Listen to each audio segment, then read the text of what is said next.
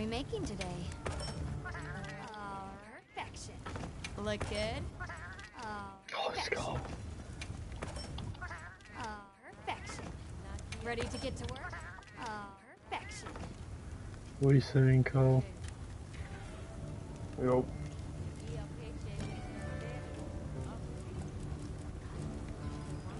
I'm live streaming. Ready? Oh, perfection.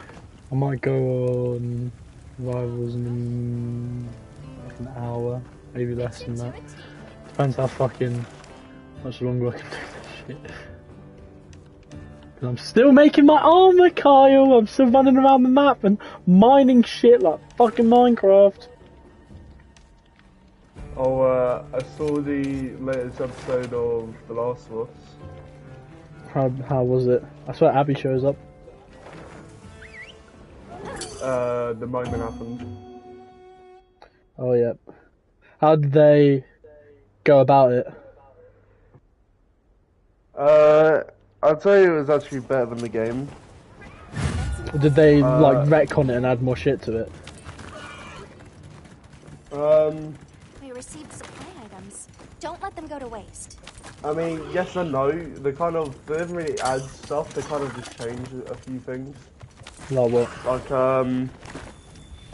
so instead of Tommy being with Joel, Tommy was still back at the home post defending because they got swarmed by infected. Yeah, I remember seeing that. Yeah.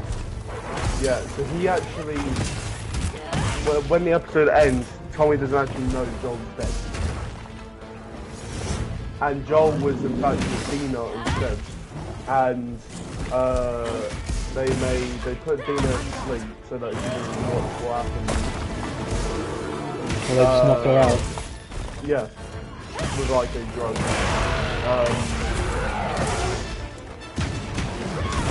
But the build up to the death was better than it was in the game. And then Like how was it built up? Because Joel saves Abby just kind of pretty much the same way he does in the game. And then they take her to the resort little place where he gets killed. But the conversation between them two before he dies was more flushed out than it was in the game. It wasn't so kind of like out of nowhere. Instant, like, yeah. Because they only exchanged a couple sentences with each other before he fucking got shot. Yeah, like the main problem with the game was Abby kills Joel, and we don't know why, because they don't explain it until afterwards. She explains there and then that you killed 18 soldiers and 1 doctor, and that 1 doctor was my dad. Yep.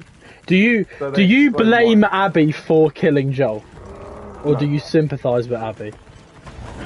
In the order of the game, I understand Abby, but it's hard to sympathise based off of how they told the story. Yeah. Because they told it in a way like, oh, I don't know how to describe it. They painted Joel out to be like evil, like what they retconned Joel to, instead of you being like, fuck yeah, Joel did what he had to, even if it was, morally not okay. He had to do it to save Ellie. And they changed it to, oh, Joel just shouldn't have done it, full stop. They wanted you to sympathise more with Abby than they did with Joel. They were saying to Joel, like, we have a code that we don't hurt people who can't defend themselves, and then he's like, that's you right now. But then she said, I am gonna kill you because of what you did, you fucked up. Yeah. So it's the order of the way they told it, because I think the intention was to show that Abby and Ellie are similar. Yeah. And that's They are similar. Like, I played Last of Us Part 2. They are similar. They have like the same intentions as one another. But I feel so. Abby kind of feels like The Last of Us 1 Ellie, like the first one, in a sense of she doesn't really trust people. She's very arrogant, but it's all because she's just trying to survive like everyone else, right? And obviously, Ellie is different because, you know, she's grown up and matured and all that shit has happened to her when she was, got back to Tommy's place and all that. So, in a sense, yeah, they are similar to one another. I'm gonna fucking... In this game, if I don't put deodorant on it in 8 seconds, my character's gonna explode. Interesting. Interesting game design. Yeah, Carl was telling me about the latest episode on the HBO Last of Us. The Chopped of Us. Now! So, Joel dies early, like the second game. But the way that they told it, I think They retconned it a little bit, Charlie, but not in a bad way. They changed things up a little bit and they flushed out the build up to his death and explained things before he died rather than after. Because in the game, the problem was that you were forced to resent Abby because you killed Joel and you don't know why. But then they blatantly explained and Abby tells Joel that you killed like 18 soldiers and one doctor and that one doctor was rebellion. Yeah. So they explained it there and then before he gets killed. Because what happens is, you know how The Last of Us Part 2, it goes Joel, Ellie, Abby, Ellie, Abby, Ellie. That's the order in which you play the game. Like those are the characters. You start the game as Joel. Joel dies. Then you play as Ellie, and then you play as Abby, and then you play as Ellie again, then you play as Abby one more time, and then you play as Ellie again, which is like the little time skip or whatever. You know, when she went to that island to go kill Abby because she heard that she was there or whatnot. The one where she's wearing the white shirt, and she gets the AR and all that. The one where, you know, when they were fighting in the water or whatnot, and Ellie spared her. Yeah. So when you play as Abby, it's only the second and last time you play as Abby is actually explained who Abby's dad was through flashbacks of when Abby was younger. So like, The Last of Us 1. Play most Abby. of the game resenting her. That's what I'm saying. Yeah, it's like, oh, so at the time you didn't know who Abby was, but we're gonna make you, we're gonna make you play as her for 7 fucking hours. Yeah. You play as her for 7 hours after you killed Joel within the first hour, and then only then is explained why Joel got killed.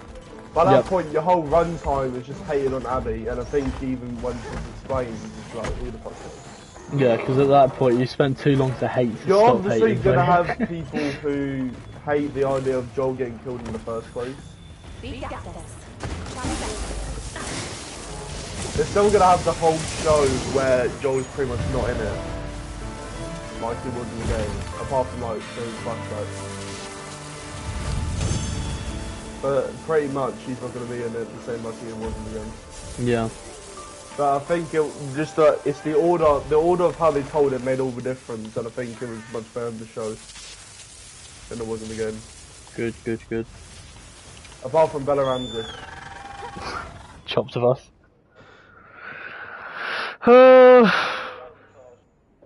Interesting as well.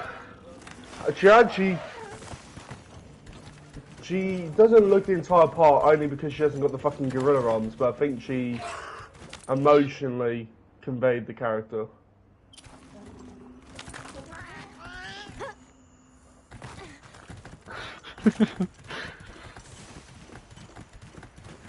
It's funny because people complain that she looks like a fucking silverback, and then they changed it, and we're like, no. no. It needs to stay the same. People can't make their minds up. Make up your mind. I see babies sitting in a nest. We're going down.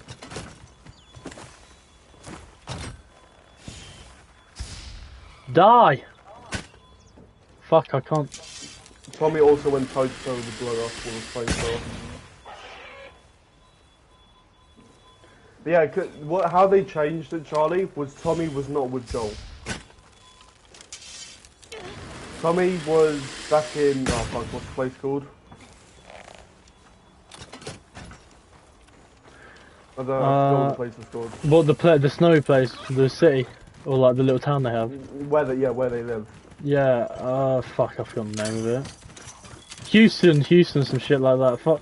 Wait, I'll search it up, wait. Jackson, there you go. Jackson, that's it. Yep. Yeah, so he was holding off against like a whole swarm that pretty much, because Abby really pretty much released a bunch of woke up a whole bunch was, of infected. Yeah. Which got attracted to Jackson. So then Tommy was there fighting them off. I think Joel was with Dina doing like the rounds, and then they came across Abby's team, pretty much how they did in the game. And they were friendly at first, and then they found out who Joel was. But then like, and I think Joel didn't even reveal his name. They must have found out. How did they find out? I can't remember how they found out, but I remember Abby saying that's Joel. Maybe. And then they hold Dina at gunpoint, and then because Joel was like radioing the Jackson.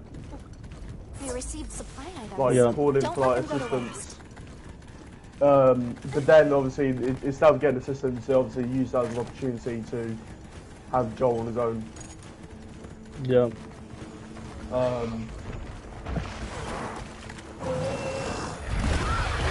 They changed a lot of things, so they didn't make Joel look like a dickhead, and he just walked into a trap. Yeah. And I think it's going to be interesting because obviously Tommy was not with Joel, and then he's going to he would have defeated all of those infected just to find out that his brother was killed. Yeah, so next episode Tommy will probably find out through Dina. Wait, was Ellie with them? And I think Joel was still getting beaten up with the golf club. I saw a bunch of comments where it's like Joel in one. Joel in one. That's mad. But he actually the final blow wasn't from a golf club. He got like stabbed in the neck. Still, what a fucking way to go, regardless. And they just keep the fucking, I don't know, it's just like a or something, but it's just left him there. Oh, they just left him there? Yeah. They just stabbed him, left it, in his neck and just moved on. Fucking hell. No, they used the golf club, but the golf club's not what got the kill and blow. Oh! I don't know if it was a golf club or it was like a broken. It wasn't like. It was like this knife kind of thing, and Abby stabbed Joel in the neck. A shiv, probably. That's what it was. Kind of, yeah. That's what you make in the games to open doors, or if you're playing as Abby, it's what you make to one-tap clickers. The Abby can't take down clickers. Obviously Ellie can, because she's got a little pocket knife built into her character. But Abby, you have to actually make the knives if you want to kill clickers. Like Joel did. Yeah, literally. So it's easier to be stealthy as Ellie, whereas Abby is kind of, you're supposed to be more aggressive and handling. I think Abby has more health take more of a hit than Ellie, which makes sense. She's beefier than Ellie. Have you seen that clip when, when she's, do you not remember when it was, when I was sharing the screen, Carl, and it was where you play as Abby and you're fighting the Ellie, and Ellie tries backstabbing Ali, nice one, man. Backstabbing Abby, and Ali, yeah, exactly. Gotta get me grafted Scion, mate. You got no idea. Abby obviously catches on and just fucking gives the meanest hook right to Ellie's face. I got no idea how that bitch didn't get knocked out from that. Because that would knock anyone out. Getting a punch like that to the face, you're gone. I think Neil just is kind of stuck in the middle because I think he doesn't want to end it at 2, but he doesn't have to come through. Yeah. So he's kind of left it kind of vague. So he's not saying three's not happening, but he's not even super close saying yes, we're doing it. Yeah. So, and the thing is, if they do a part 3, I know it's going to be a sequel to part 2, and it's... Yeah. What? How did they even build upon that though? It's like, it already feels like Ellie's story's over. It already feels like everyone's story is over. Tommy can't really do much. Tommy's a cripple. Ellie's a cripple because she's missing her fucking fingers. What are we gonna do? Play as Dina? If they make us play as fucking Dina, I'm gonna lose Watch. it. It's gonna be years later and you play as Dina's son. Yeah, you play as that kid. There's no relation at all.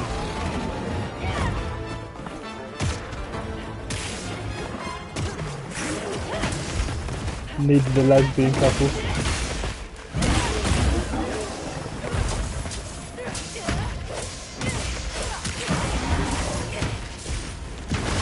He's asked Neil Druckmann, he likes to have everyone in his games, so he's always been like that.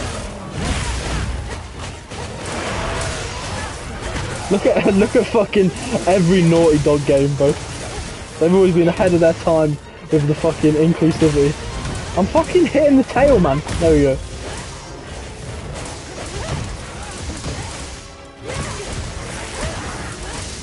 Yes. It was every single type of woman in that game, by the way. You had a black woman, you had an Asian woman. Yes, you did.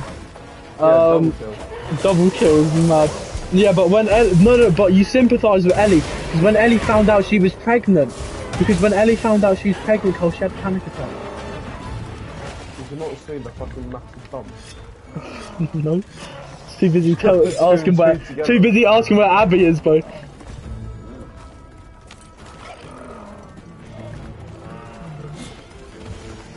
Carl, does your girlfriend look like that one chick that was playing Hotline Miami on the PS Vita?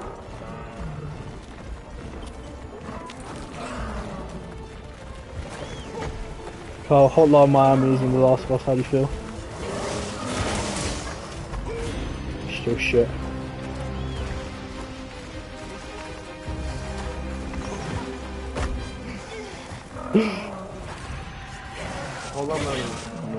I love the difference between telling someone to kill themselves and telling someone to die. Carl, die. It's like casting a spell onto him. Die! I condemn thee.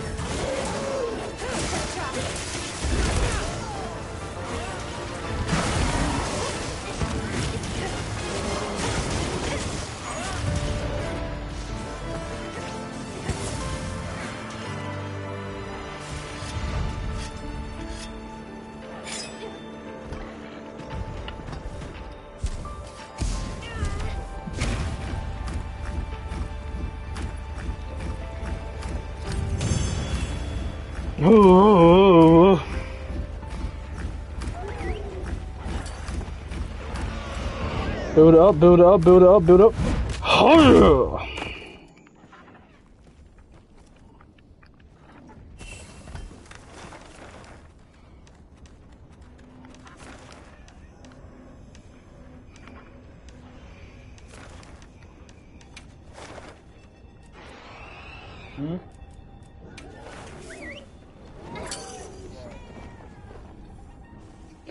Difference is he what? Suicide Squad being the thing, and you do realise that's a sequel.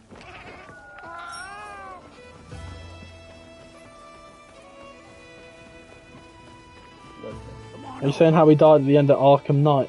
He chose to die. He wasn't even killed. He chose on his own regard to die. That doesn't make him stupid. Yeah, but he chose to die. So therefore, you're wording it as if he was killed. He wasn't killed. He chose to die. And the man killed. Did you not see the ending? Yeah, but did you not see? Fuck you're making fun of Carl now. Leave him alone. Did you not see the ending where he was standing on top of the building?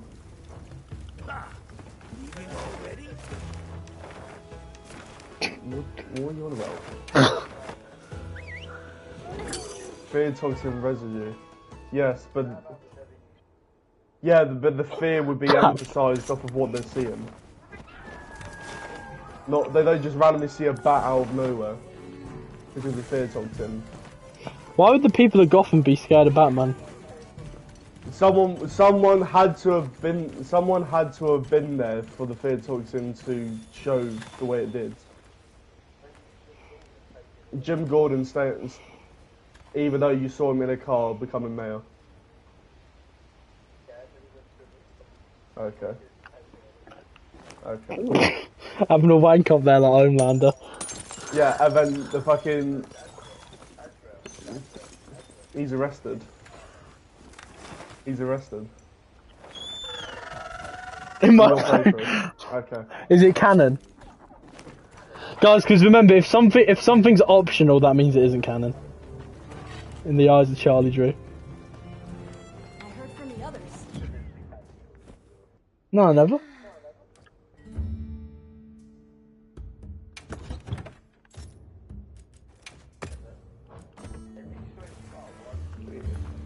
Because you had to. You literally took the piss last year because Suicide Squad is a continuation. Yeah.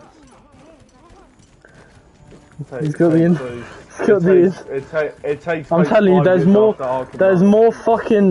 more steam power in a fucking kettle than there is Charlie's electrolytes going through his brain, bro. You pick and choose what to insult and you just contradict yourself. Mock Suicide Squad for being canon, but then you mocked Suicide Squad for being canon last year and then brushed over just so you can make a joke about Arkham Knight. He doesn't care. He is the biggest hypocritical, double-standard piece of shit of a human being I've ever met in my life. At least Arkham Knight released with 1080p, yeah? Yeah, exactly. 60 FPS as well, big up. Look As did Metal Gear 5. Look at this book. Look at guys, look at that. It looks better than Elden Ring. Only at the beginning of the game. Only at the beginning of the game though. Only at the beginning of the game. I can count the pixels that make me scroll. Okay, there you go, contradicting yourself again. So first you said, oh, it's only at specific parts of the game, but now you're saying all the time. Make your fucking mind up. Make your mind. So yeah, you've just admitted to contradicting yourself. I'm not listening to you. You fucking the journey. Walking simulator though. The journey of having to go back. How is that Elden Ring? Elden Ring actually has good bosses and good weapons.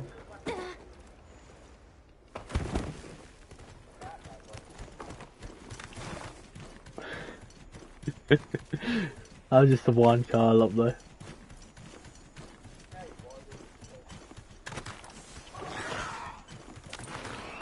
Is that true, Carl? I said that I like games that have assistance, but doesn't entirely hold your hands.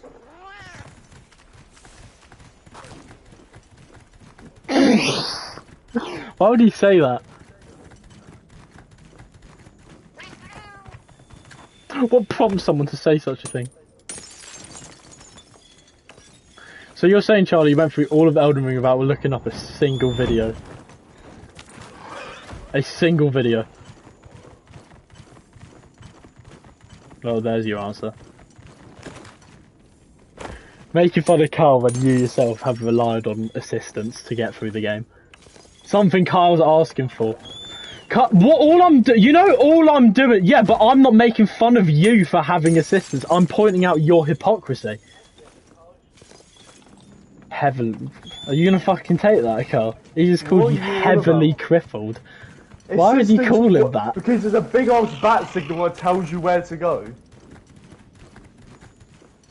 All I'm doing for Carl is once you're in the level, you still have.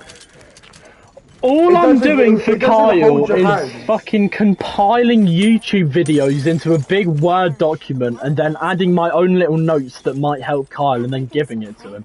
It won't even take that long to make. Once you're in a said level, it doesn't tell you where to go. You have to figure it out. Rain Man. Kyle, he just called you autistic. So fucking stupid.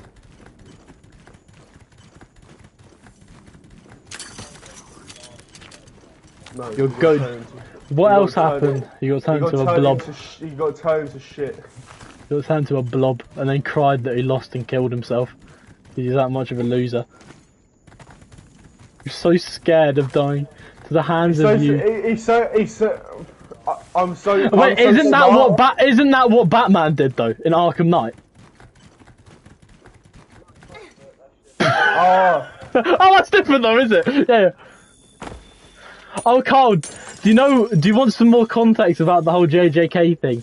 You know Sukuna also let his guard down during Shinjitsu Showdown, and he got stabbed through the heart by Maki. Yeah, I literally... But if it was a one-tap move, it would have killed him. Just like how Gojo got hit. No, he didn't know anything because he let his guard down, meaning he could have been hit by anything. You're not listening to me. So smart, but got outsmarted by teenagers. Outsmarted by teenagers. Lost to the power of friendship. No, he didn't. He got snuck. That has nothing to do with intelligence. Charlie, Sukuna had to sneak him to win. That isn't intelligent. That's bitchy and ratty. Because he couldn't kill Gojo any other way. Sukuna got defeated by the average villain from Scooby-Doo. The power of friendship. Come up with a plan. Is this your goat? Is this your goat? Goat shit. Anything catch your eye? Confirmed that Gojo lost to plot armor. Of course he did. My goat would never lose legitimately. Look good. Alrighty. Perfection. You pick the main villain. Who are you calling boring? You've chosen a main character as your favourite. That's Yuji, not Gojo. He's not the main character, hence why he fucking died. Yeah, but is Shinjitsu Showdown hidden inventory arc? No, it's Shinjitsu Showdown. It's a completely different arc. That's like saying Naruto is still the same fucking main character in Boruto when he's not. It's his fucking child. Demon infested Shinjuku Showdown. This sounds like you're naming like some fucking disease.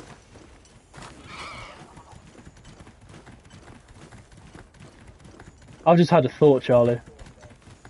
You look like if Gravy was a person.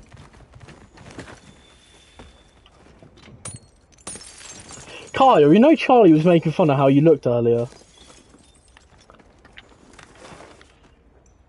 Yep, coward, run away.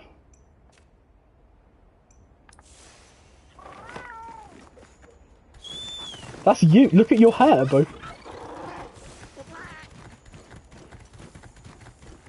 He's evil. His hair is the same texture as the bind for fucking Wellington. Same colours as Paddington's fucking boots.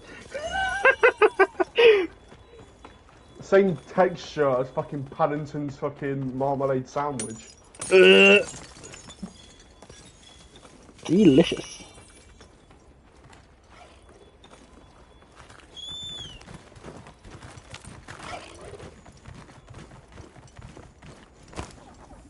Yep, every single Last of Us video I'm seeing is just chopped of us. Yep, chopped of us. Why is there more weight in Ellie's face than Abby's body? Couldn't tell you. She has a triple chin. She had that in the game, actually. I 100% had that in the game. Get your facts right, Carl. The fuck of us.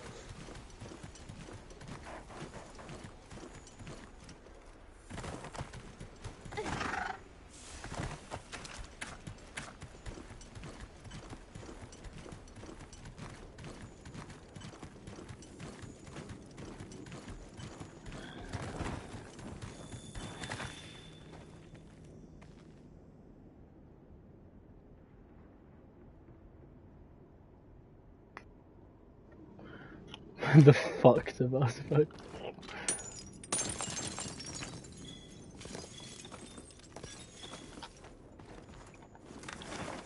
The chuz of us.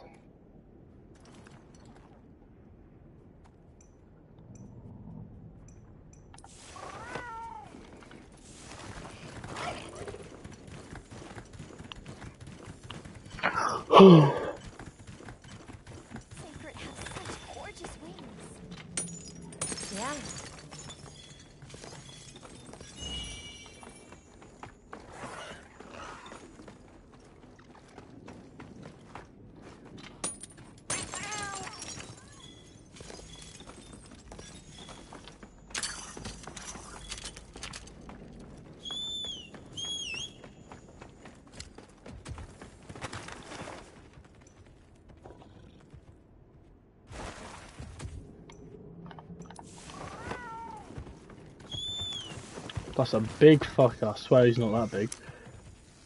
No, he is. Fuck.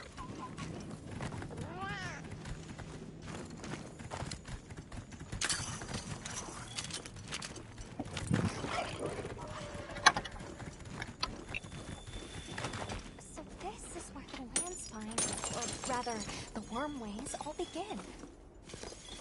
I'm just not getting any fucking, bro.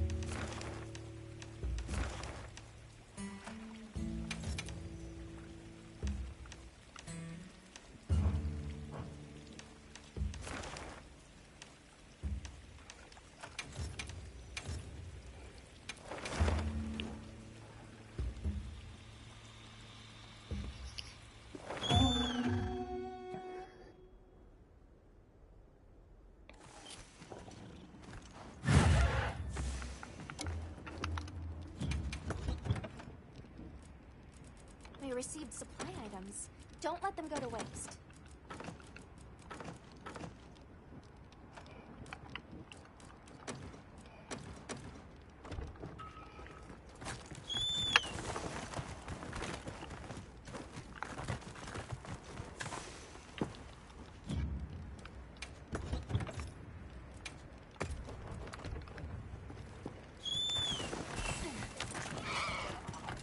We got this.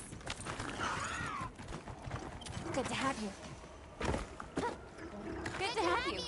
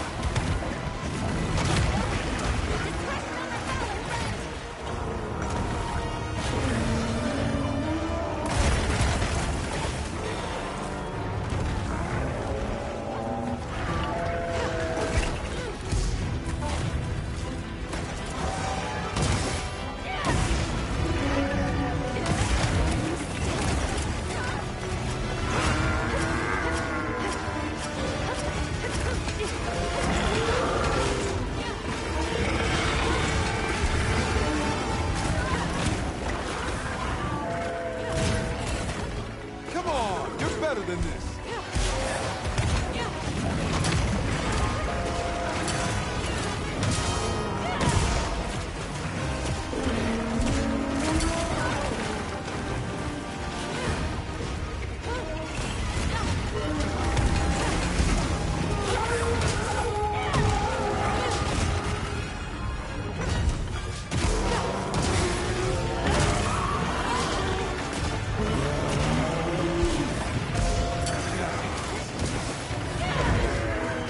That's our cue!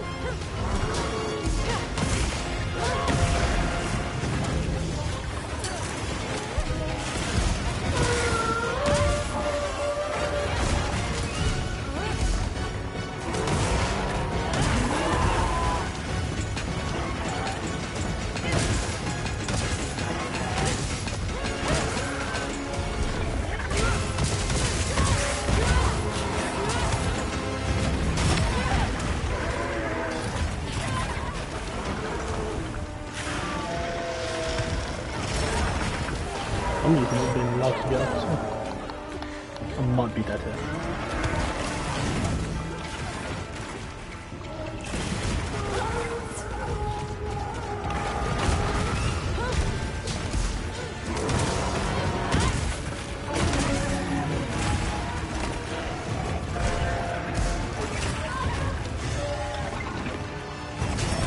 I'm not being allowed to get up, am I?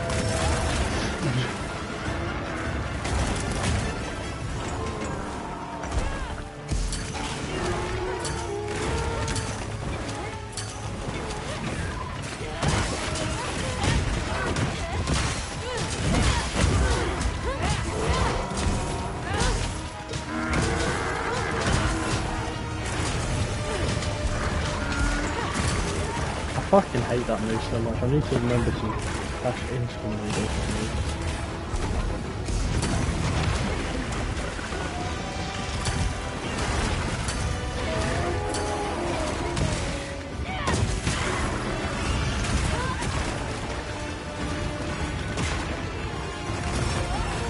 Yeah, I'm just gonna fucking knock down, aren't I? Phew, that did the trick.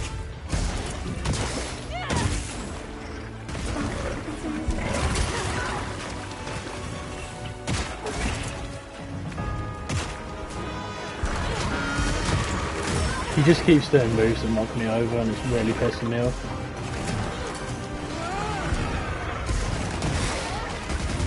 Look, he's not giving me a I've never got that unlucky in a fight ever. Yep, and then of course, do the raw. Like the kid from Shrek.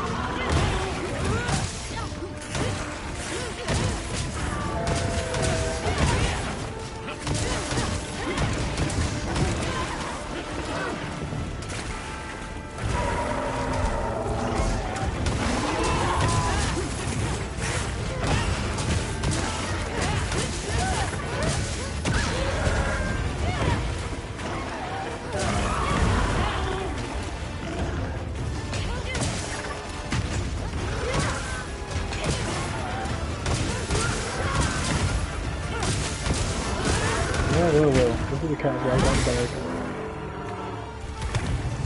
Regroup and re-engage. No.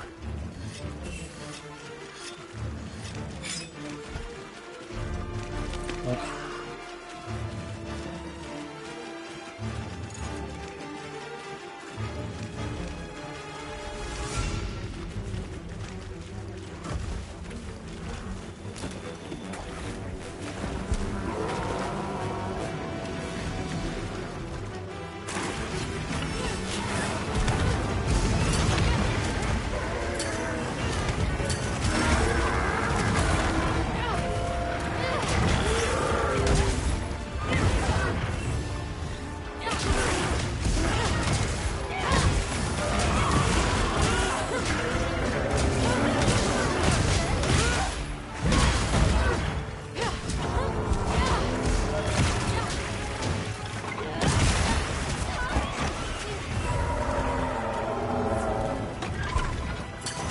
I hate that move. Stop fucking doing it, please. It's nice because it's cold outside. That means that when I open the door, the heat actually leaves quite quickly.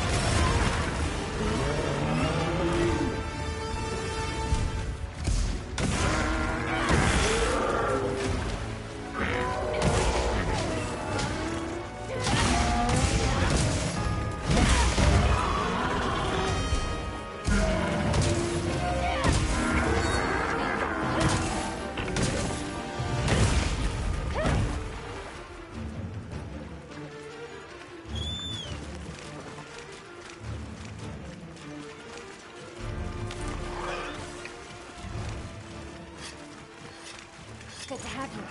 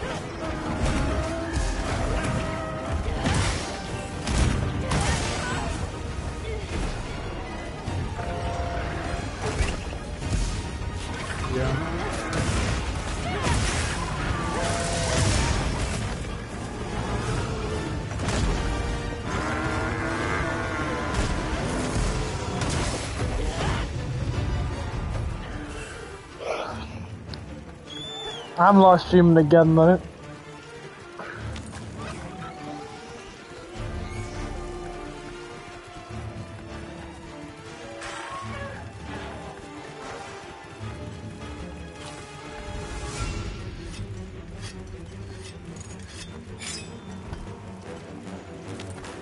I know that's you, Zach.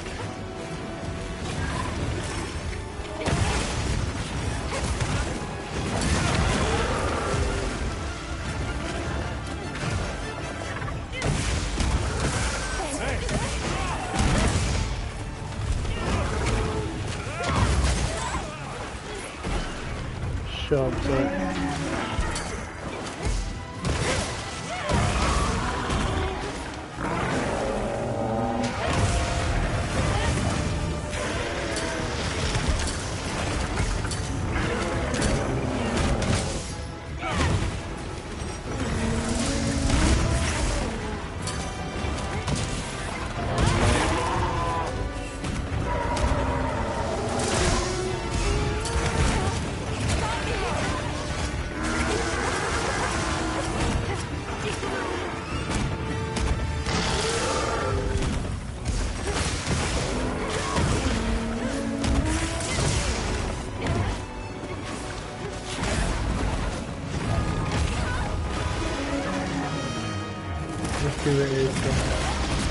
Fuck off, Zach.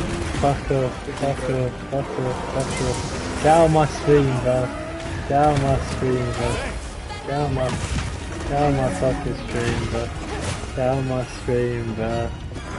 Get out of my stream, bro. Fuck off, Zach. Get out of my ear, bro. You know, this guy's thing, right, that.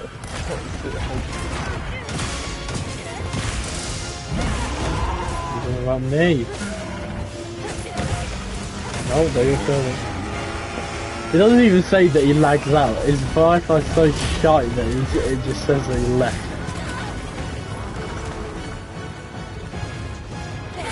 Have you ever had Wi-Fi problems before, Charlie? Oh, not really. Not really. I missed. Oh.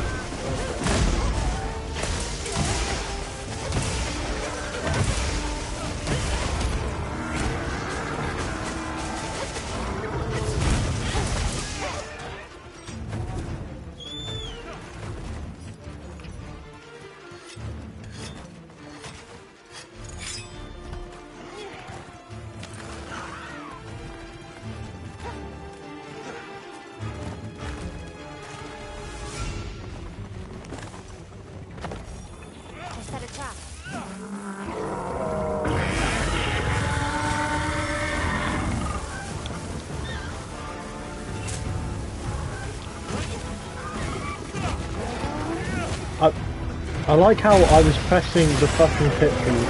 I was pressing the thingy button like 10 times. He launches me all the way over here, there we go.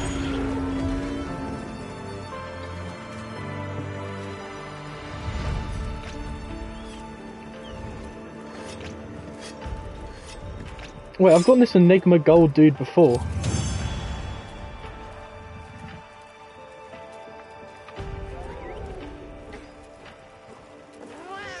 Oh, that was a large crown. That's probably why it took so... Jesus. That's a lot of colossal amber.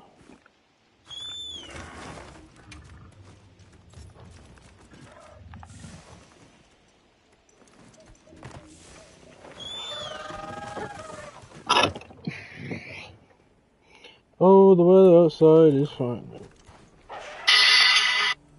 Oh, there is my phone going off.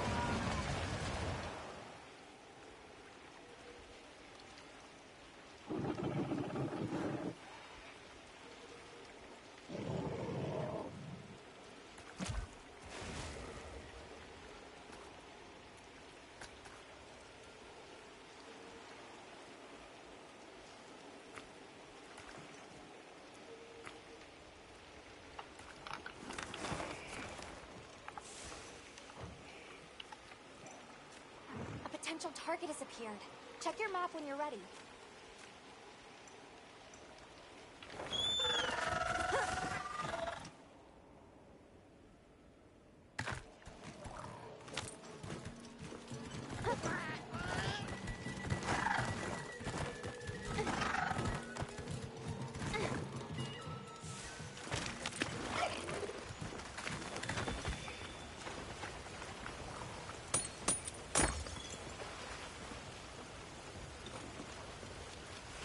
Yeah, the Pope did die, Carl. Yeah, but... Oh, okay, I'm very upset. He was he was he was 86 years old, I'm pretty sure. No, I thought he was very young. Don't work like that. God didn't even make his own son immortal, bro. No refunds. That's not being immortal, that's coming back from the dead. If he was immortal, he wouldn't have even... If he was immortal, he wouldn't die in the first place. Yeah. That's his superhero name. It's not a title. He's not immortal, it's his superhero name. No, it's not invincible.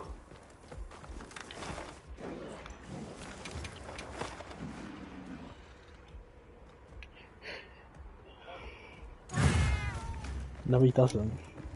He gets his arse out. Now commencing quest by order of the guild.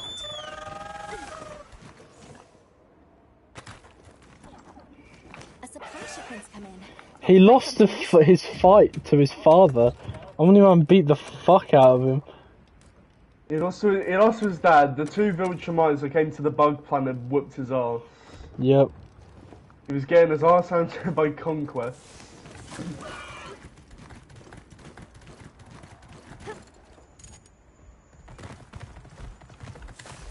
Immortal means you can't die. You're reaching.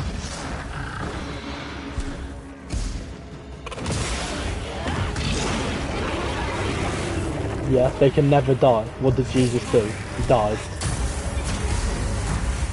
Yeah, but he still died, so he's not immortal. He was resurrected. He got resurrected. That's okay. So let's say you have a cardiac arrest, right, Charlie? You are clinically dead, right? You are dead, and I bring you back to the life. Does that make you immortal? Because by your logic, it does. So you would be fucking immortal.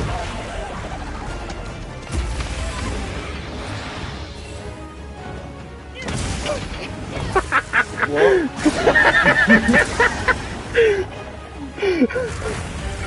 The damn joke. I'm not hungry after I eat. Fucks.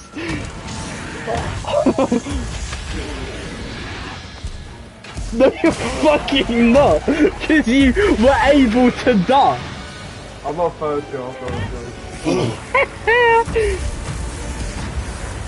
The stopping of your heart. Yes. Yes, that's literally what it is. Cardiac arrest. That's death. You're stupid. You should know this. You're triple science. You should know what death is. That's cardiac arrest. It's when the heart stops.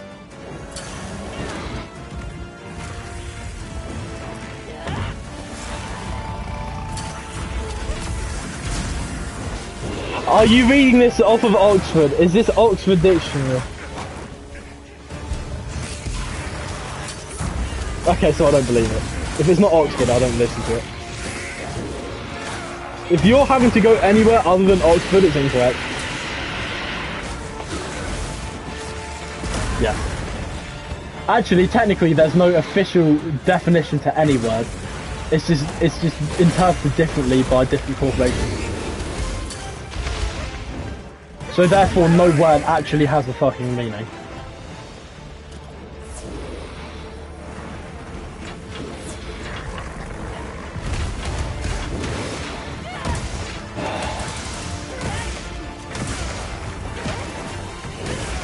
You're so stupid because you know you're wrong.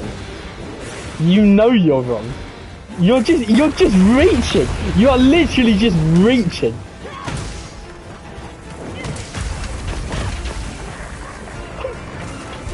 So you're saying that if I have a cardiac arrest, I'll leave you on the ground for 6 minutes 59 and I'll bring you back, you'll still be alright?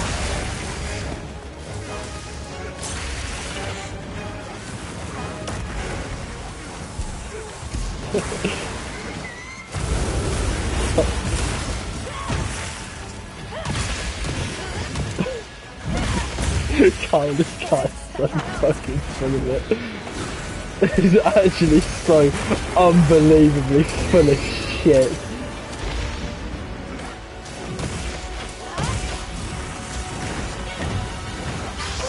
You've got the logic of a fucking beanstalk.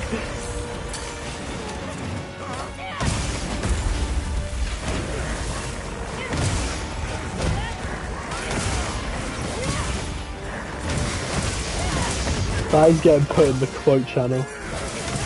I'm immortal until I die.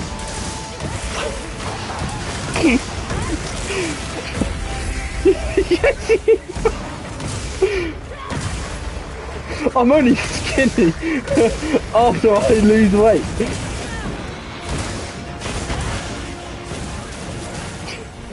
Fuck off.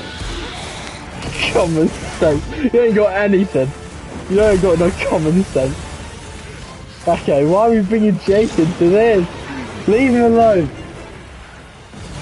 Jake isn't even fat. Yeah, he's diabetic. He's totally innocent. Okay. Kyle, Charlie was making fun of how you looked earlier, and I was defending you. He's so mean. No, I was laughing at some of the awful shit you were saying. You said, and I quote, Kyle's face is too small for his big head. He looks like a cyclops. I'm not laughing at Kyle. I'm laughing at the fact you would even dare to say something as fucking crazy as that. Kyle, he's evil. There you are. You're making fun of Kyle. You say you call Kyle ugly and all that. Kyle isn't ugly. Kyle is not ugly. There are probably billions of people that look way fucking uglier than Kyle. Do not compare yourself to others, Charlie. I'm gonna get inspired by that Succubus. Don't say anything like that, Kyle, because he fucking enjoys it. A masochistic pig. Yeah, I know. I know what it is. It's a devil or it's a demon that fucking whores herself out. Sex demon, yeah, exactly. I don't always have to have big muscles.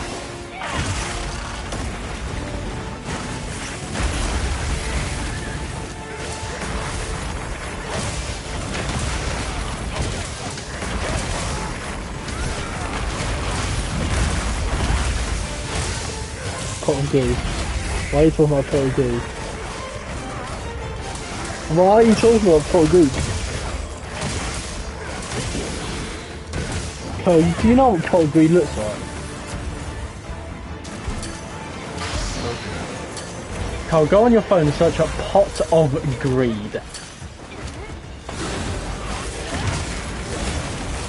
You will not like what you see, I'll tell you that right fucking now. Charlie said you look like the pot of greed. It is a green pot. You literally said it. What do you mean? You were talking about Kyle and in the same sentence you said pot of greed. So don't even. Why would you just randomly say it in the middle of a sentence? Oh, so yeah, you are talking about Kyle. Fuck off then. You just admitted that it was about Kyle. Yeah, nice back, everybody.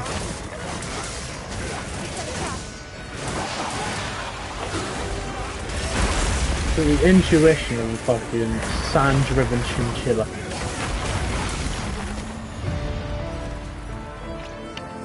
They're fucking rodents. You're a rodent. Henceforth your lack of intelligence. I'd like to see you try and live like a normal human. You fucking can't, you're incapable. Clearly. You can, but what you have to compromise. You're a compromiser. Sure, I'll live with everyone, but the payoff is that in my head I must tell myself that I'm better than everyone else. That's a compromise. Yeah, it is. That's literally a compromise. Yes, it is. In order to make yourself more capable of speaking to people, you gaslight yourself into thinking you're better than everyone else. So it's easier to speak to people. Fuck off then. Go away. Why do you speak to people than each other? Yeah, why do you speak to people? Carl's a pet. Okay, fucking Omni-Man. Hey. Carl is your best friend saying this about you. cooking today? Not anymore. Get out of my life, Charlie. Perfection. Suvar. I'll say what I'm gonna say. What you say out. Send me out loud.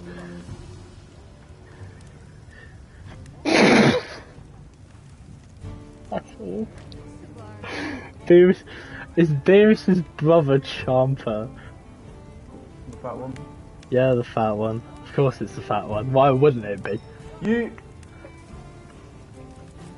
What I find funny is that you don't mind taking a piss and find any opportunity to Now, make that's a good a choice. fat remark, but then cry about it when someone makes fun of you when it's the other way around.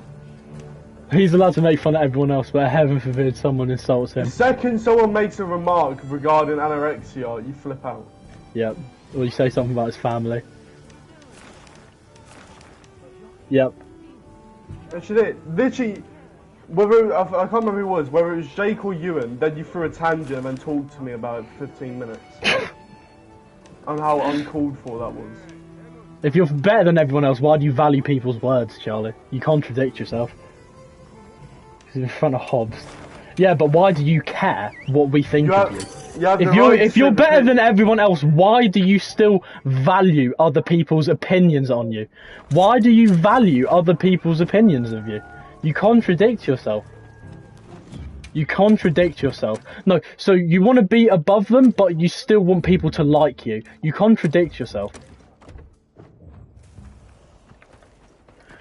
I don't care what people say about me until it actually hurts my feelings. You can't say you're better than everyone else but still get upset at what people say. Because then that means that they still have a form of value to you. Therefore you contradict yourself. If you truly didn't care, then you wouldn't care what anyone fucking said about you. Even if it was the craziest shit, you wouldn't care. Because in your mind, they're lesser than you. So therefore, it shouldn't even bother you. Yet you still get bothered by things. You still get bothered by what people say about you. Meaning that people still hold value to you. You just won't admit it or you don't even realise it. It's so buried far deep within your subconsciousness. Can't forget supplies. I want to kill... On his tools and social hierarchy. Where do you stand exactly?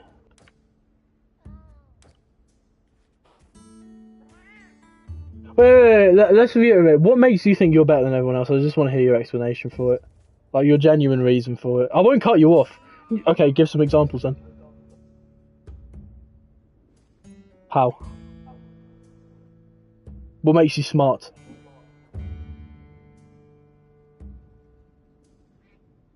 But you also don't realise other things quickly that other people would be able to. You're smart in some areas, not all areas. You're really not.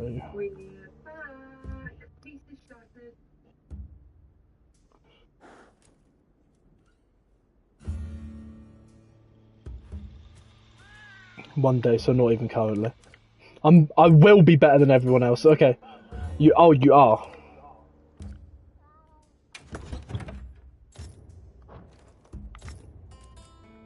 Okay, so what else? Apart from intelligence, what else?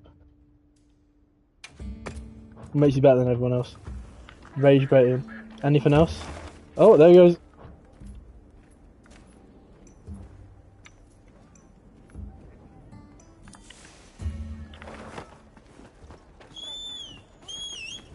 Self-sabotage is crazy, bro. Like, he's just trying to sabotage his own friendship with everyone. Just for the sake of annoying people because he finds it funny. Congratulations, Charlie. Rage bait!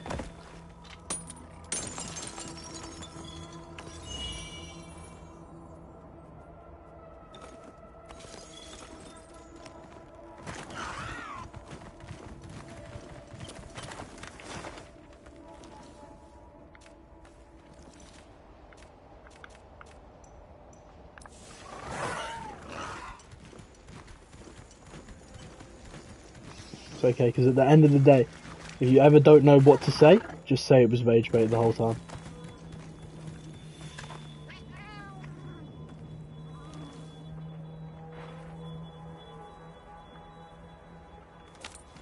Alice DJ getting Fucking hell, shut up, friend.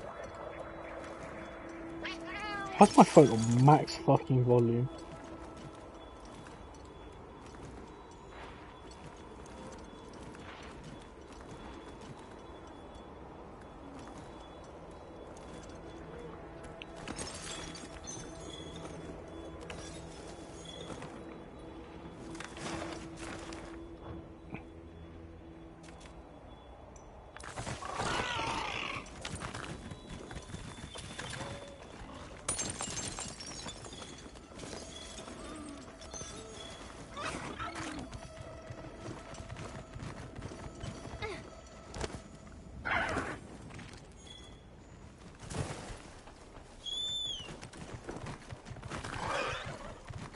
Potential target has appeared. Check your map when you're ready.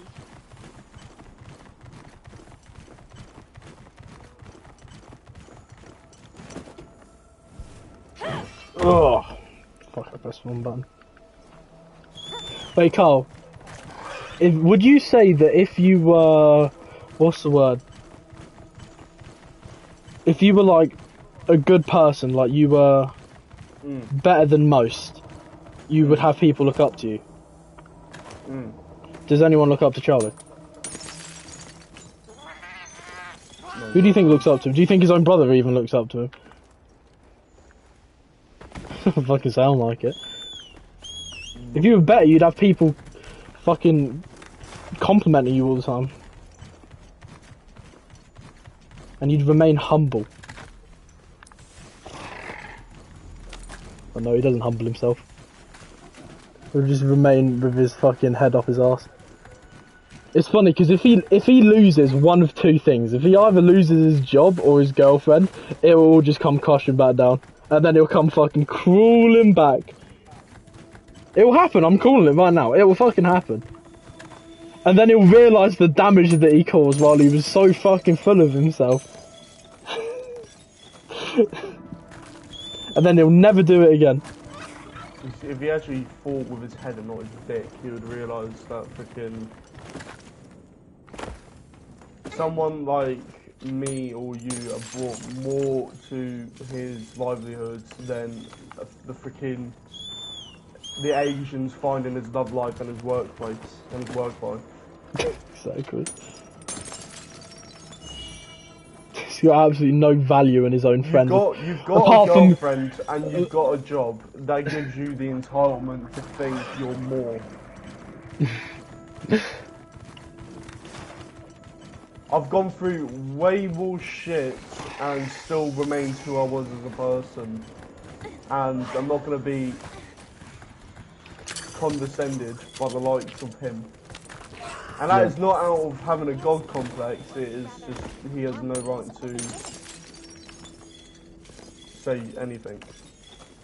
Because he is no different to anyone else. Yep. I think it's just a case of, like I said, if you remember anything that I said yesterday, right? I said that either one of two things happen to people who have had a lot of bad happen in their life, and then suddenly they have a good stroke of luck and some good comes around. Either one of two things happen, Carl.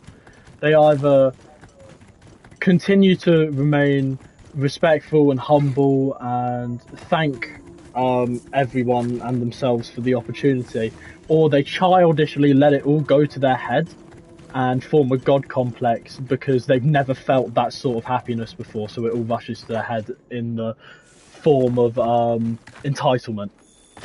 I wonder what exhibit Charlie is in that. The first or second one? Obviously the second one. And I'm not slating him. I'm not slating him at all. I'm not saying like, oh, Charlie shouldn't feel happy and he should, and it's his fault that all this shit happened to him. No. What I'm saying is that it's his first time experiencing like such an overwhelming, immense amount of joy, and instead of letting it turn him into a nicer person, it's just turned him into an entitled dickhead. He thinks that that happiness, it doesn't matter who he has to sacrifice for it. And he will realise soon enough. It's inevitable. He will. Because that was my fucking exact way of thinking. If you were naturally just a good-hearted person and you cared about people around you, you wouldn't think of them as your fucking toys or your puppets. You wouldn't think of them as lesser. Yeah. Why would you see people who are your friends as less than you? I don't understand. Friends are supposed to be equal. But no. What will happen, right, is Charlie will realise he's in the wrong, and instead of admitting to it, he'll just say that he was rage baiting the whole time. Well, no, I think that's what he was implying before he left. He said, I'm gonna rage bait. So, no doubt, this whole... Because he won't, because he's too childish. It is a childish thing to not admit fault. He'll only admit fault if it is like such an obvious mistake that he's made that he couldn't get away with lying about the fact that it wasn't his fault, you know? That's the only time he'll ever admit mistakes.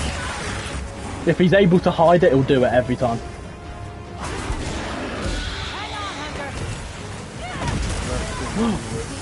Yep.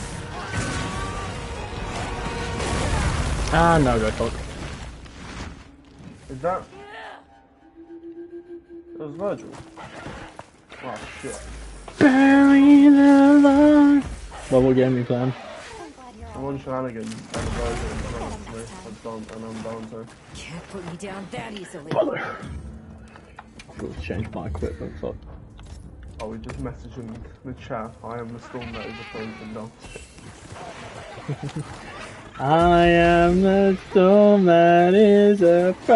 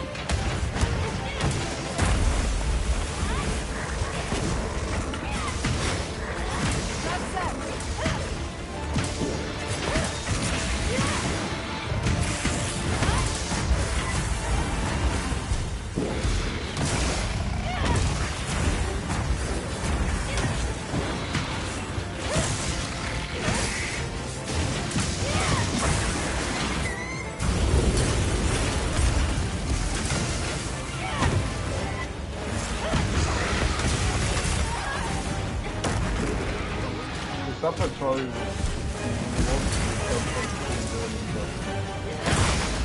I told you, he's the biggest hypocrite you could ever meet in your life. The biggest trope that he accused you of being is you do certain things for you and you speak to certain people because you want to extrapolate something from your benefit. And then just for him to then admit, that was always such like a big argument point for me and him all the time, is he never was like, oh, why would you do stuff like that, like why, you always having some ulterior motive, and he was always so against it, and then all of a sudden now he's just done it. And then I'm the one that's changed. No, we both changed. I've changed for the fucking better, he's changed for the worse. I've just decided I'm gonna be not a fucking dick just to make myself laugh anymore. A lot of people have made a tremendous attempt to just be aggressive arseholes. And that's not even talking about anyone in the group, just in general. Just bad shit after bad shit after bad shit, you end up enduring, and that's not one change your circle. Yeah. So who's... And then one good thing, a couple of good things happen to Charlie, immediately goes to his head. Yeah. If you have had nothing but bad shit happen to you, and then you get something good finally happened, you would, of course, you would want to cherish the moment and, you know, be proud of it. There's nothing wrong with being proud of it, right? But it's when it starts affecting other parts of your life negatively. Like, instead of being like, oh, guys, I got a job, or guys, I've got a girlfriend, he goes, I'm better than all of you guys because I have them. He's putting himself on a pedestal, and no one likes it. Because no one likes it. I can say that I was better than you, but I'm working the No, exactly.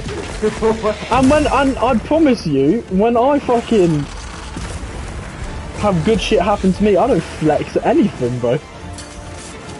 You would have it out there because, you know, you are proud. You want to share your achievement, thing, yeah. And you want to share said thing because your friends are meant to value you as a person. You're happy and appreciative. Yeah, Of happy the for fact you. that you have done that, yeah. And it's cool that Sky's got a job and it's helping you get more independent and it's got friends and that kind of stuff. But then, what? You then feel entitled To be a dickhead, yeah. Because we're less than you because we don't have what you have. Like, genuinely, that is such an unbelievably childish and narcissistic way to think about this. To think about stuff. That's what I did when I was 16, though. Like, come on. We're adults now. Act like a fucking adult. Don't act like a child.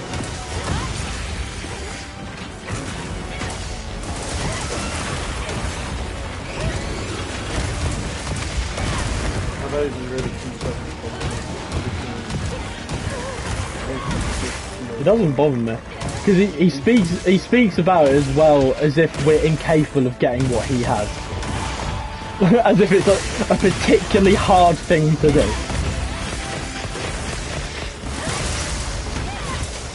I mean, yes, I can do a 9 to 5. He has openly admitted of how miserable it is to try and balance college with his life. He's so perfect and he's fair people and everything. He has to compromise going to the gym so that he can work. If he was so perfect, he could balance everything. Not compromise if he was so perfect. He has to compromise and do things best suited for him, which is understandable. You know, him needing to get a job and having an income was something that he chose that was of more value than going to the gym, which is fine. You can't turn around and say that you're perfect because you're in the same boat as everyone else. You end up having to make choices, you have to do things, you know, for you. Which is, you know, what everyone has to do, you know, at one point or another. But then you can't turn around and then say that you're perfect at everything. You're better than everyone at everything when you're not. Perfect example. He's not kind. He's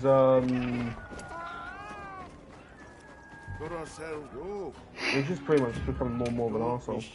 Yeah, do you not notice how there are no arguments in this fucking party until he joins or he's mentioned. The dynamic actually goes crazy because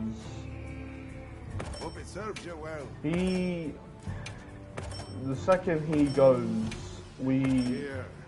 the dynamic shifts. Is not always negative and pretty much depressing to be around.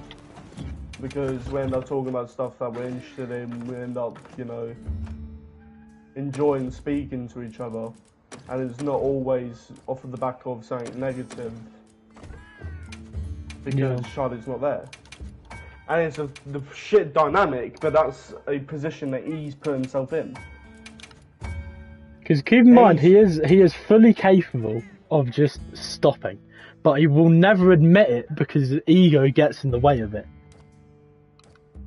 And he got his ego from such an unbelievably simple thing and for such a childish reason. Like, Kyle, write it on paper right now, but obviously don't, but I'm saying, just write it down in your head, right? Charlie thinks he is better than everyone else because he has gotten in a relationship and he has a job. I want to remind you of that. Those are the reasons. Now I'll reiterate. He has a girlfriend, he's in a relationship, and he has a job. No other reason. That is it. Do you realise how stupid that is? And how childish that is? It's stupid for him to treat it as though it's a fucking competition as well. Yep. It's not a fucking race of who's the first to and successfully maintain a relationship. Who's successful to get a job first and withhold it the longest. Something in mind? Perfection. I'm ready to work. Perfection. Perfection. Everything is a competition when it comes to Charlotte. Yeah.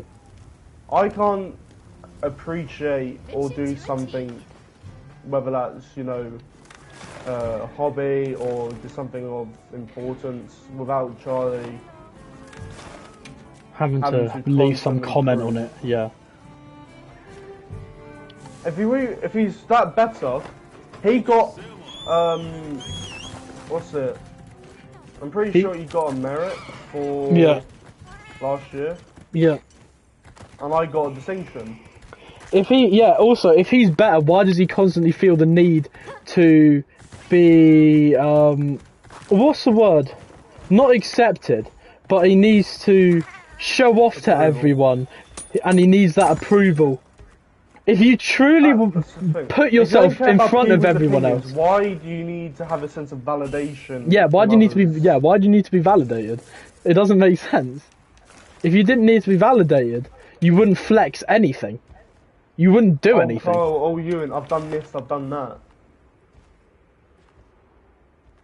You want us because Kyle, I went out with a date with my girlfriend. Where's your girlfriend, Kyle? Where's your job as well? You're stupid, you're a fat bum. No, Wait, guys, I was just joking, it was just rage bait, guys, it was just rage bait. Saying it's rage bait doesn't excuse the fact that you're being an arsehole. That doesn't excuse the fact. You use that excuse for fucking anything. Like, let's say rage bait because you can use that to undermine the situation, treat it as a joke, so you can subconsciously just be an arsehole. That's like, you can use that fucking. Let's say you lost your leg in an awful car crash, Carl, and I said, "Well, what's it like having no leg, Carl? Ha, you fucking idiot." Carl, why are you getting upset? I was just joking. It was a joke. And because it's a joke, you're not allowed to get offended at it. It's the same fucking logic as that, bro. But Cole, I was just joking. You can't get upset. You can't get upset, Cole, because I was just joking. I weren't trying to upset you. I was just trying to take the piss out of you. He thinks it's stupid, weird, maybe even cringe to be nice to your friends. Be nice and actually express their emotions, because you would tell Charlie how something is, and you treat you as a dickhead because you tell them, you know, how you end up feeling about the certain situation, and he just neglects it, he doesn't care, undermines the situation, and it continues to everything. Because, and it is the annoying thing, he values getting a good laugh out of someone over anything else. He values a joke over the person. Yeah, exactly. And that's the problem. Like, if making a good joke means you have to sacrifice someone's feelings for the moment, then he'll fucking happily do it. And not worry about the But if someone did it to him, or he saw someone else do it to another person, he would tell him off for it. His hypocrisy is out of the fucking world. But you would get you know. I'm not saying we do it, but I'm saying that, like, if fucking Jake did it or some shit, or if fucking Vanos did it, and Charlie would get all on the defense and be like, why the fuck would you say some shit like that? Everyone has done it because we're open to the moment of having a laugh, and it's just part of our humour to, you know, have banter and you know straight away that it's self-innocence and just having a laugh, rather than having any malice behind it, because we're all like prompting the idea of the same thing. Like I would say something, and you would say something, and we get balance involved, and we're all just having a laugh. Yeah, there's always a reason behind what we say. It's not unprompted. Charlie says shit unprompted. Like, we only make fun of each other if an occasion calls for it. Like, one of us does something stupid in a video game, or one of us stutters over a word. You would get into an argument with Charlie. He would be proven to be objectively in the wrong, or is losing the argument. So to kind of fuel his precious ego, or to redirect focus of the conversation, he would say, Charlie's Rage bait. Yeah. Oh, but rage bait. Rage bait. Avoid all blame. Like a child. Is it? I don't know how someone could regress with age in terms of maturity. Like, how is that possible? And it's a shame because Charlie is smart, but he's emotionally stupid. Like, he has the capability to understand what he's doing is wrong, but he just doesn't care. And that's like such wasted potential. He's academically smart, but socially He said, yeah, he's smart, but like he doesn't catch on social cues.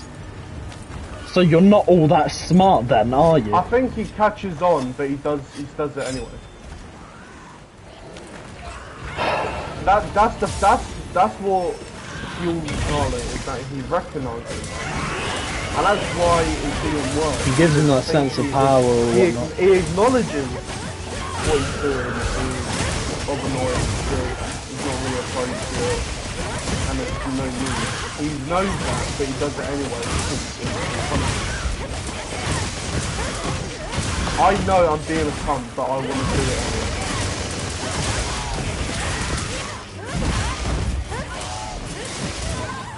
Oh yeah, and he also says the shit like, I can't make any comments on it because I've done it before.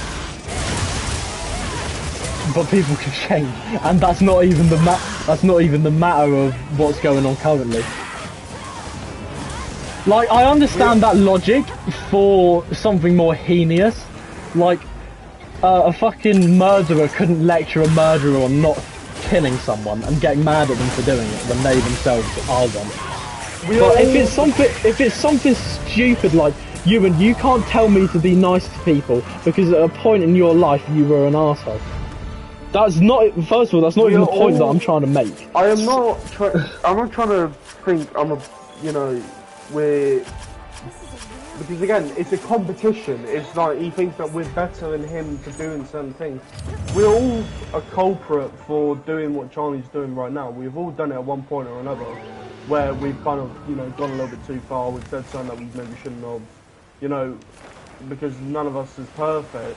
But the thing is that you recognise that and you learn from that, and you don't want to do the same mistake again.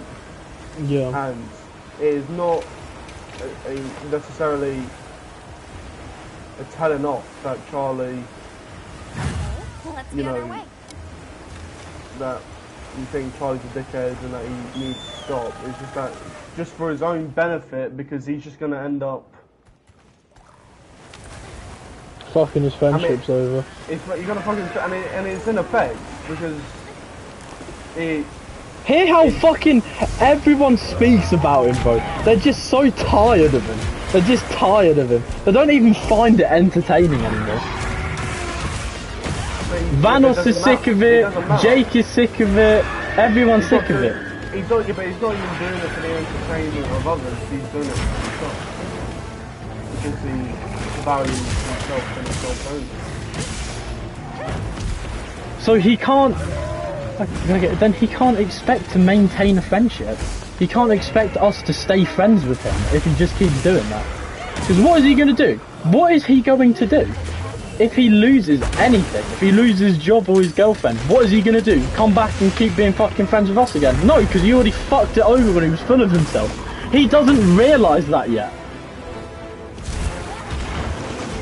Because I'll give you a hint, that was something that was something that... But I can't maintain a healthy relationship with my friends. Yeah, literally. That was something that happened to Joey, by the way. With Joey's ex-girlfriend, right? He spent all of her time, when obviously they were still together, he spent all of his time with her, never spent any time with me, Harry, and then our other friends, Seth and Josh. Like, never spent any time with us when we needed him to, because he was working on projects with us, and also because he's our friend, right?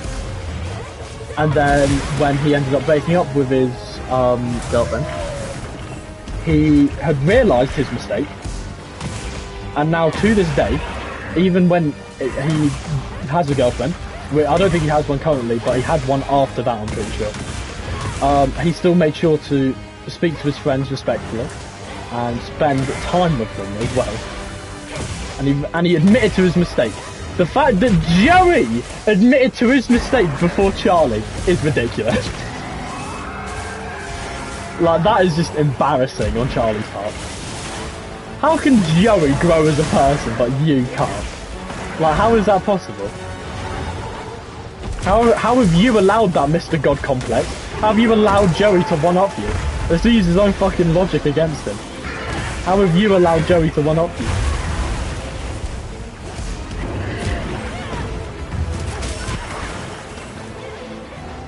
Because that's exactly what's going to happen with Charlie. If he changes, it's not because he wants to change on the bad side, it's because there's a reason. Yep. So if he ends up being nice, then probably because he wants to be, better. Like, yesterday, and he was being dead-ass when he fucking said this as well, I wasn't even joking. He joined the party at like he joined the party at about 12:30, like when you were off. And he was all quiet or whatever, and he kept muting his mic, and I was asking him, I was like, what's up, why is your mic muted? And he was like, I don't know, I'm just so upset, Carl's not here. Who am I gonna insult now? His literal words, by the way.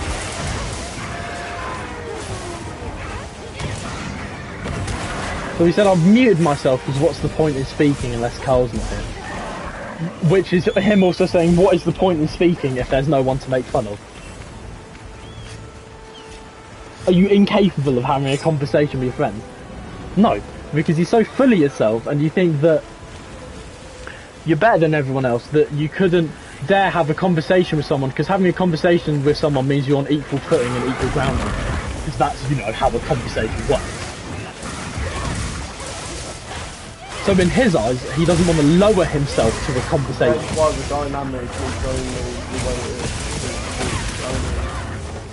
It's the only way to. It's the only in the way that he can get away with speaking to us while still maintaining, while still being above us. You know, condescending and dehumanising someone is a one-way value conversation. That's how it goes from that. Yeah. If you can pick out someone that would in favour of the person who's taking the piss. Yep. So that is why he doesn't look because him taking piss out means you dating or it benefits him and him only. Yep. He's not like, oh, it's not like healthy bondage and, you know, we're both just having a laugh, because that's never been the case. Yep.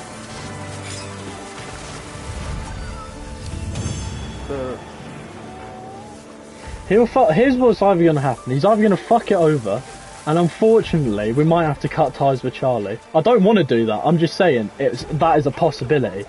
Or he'll fucking grow up and realise that what he's doing is wrong. Well, it's just... It's literally all on him. There's nothing we can do, Carl, but keep reminding him that what he is doing is wrong. If he doesn't listen to us and he keeps being a dickhead, then I'm not going to want to hang out with him anymore. I don't care if I've known him for 5 fucking years. If he's being a dickhead, I'm not going to speak to him anymore. It is as I've simple known- as that, I've bro. known him since I was 7 years old.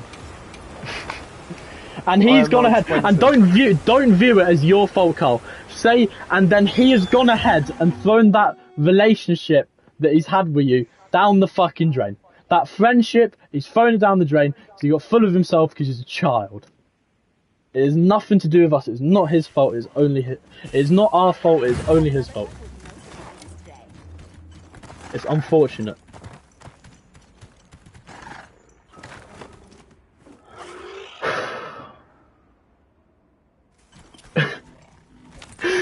Because he acts like I know he we are. cares. He is just. I know he cares because he's proven to care. Like obviously stuff to do with my dad and stuff like that. He's proven that. But he's just being a dumbass. He's just being stupid. He'll only care about things if they are like of incredible utmost importance, like your family and your father. That's the only time he'll ever show compassion. If it's just mild shit, like talking about interests or video games, or just life in general, he could not give a fuck. He couldn't care less.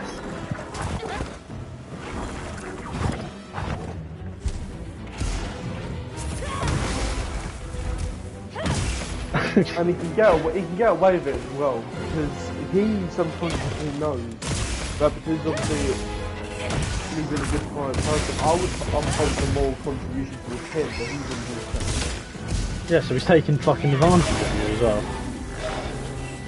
How I'm nice. not gonna let him compromise and change me.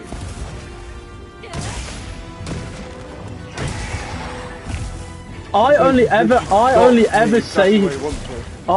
ever say shit to Charlie that is mean or whatever if it is one deserved, two he started it. I'll never say it unprompted. Same. Like he insulted my family, so I insulted his family. And if he even dares to have the audacity to get upset at what I said to him, then he should just admit that he was in the fucking wrong and shouldn't have opened his mouth in the first place. He was making fun of my life, he was making fun of your life, so I gave him a reality check on what his fucking life had been like after 18 years, and he didn't like it. He didn't like it, I hurt his feelings.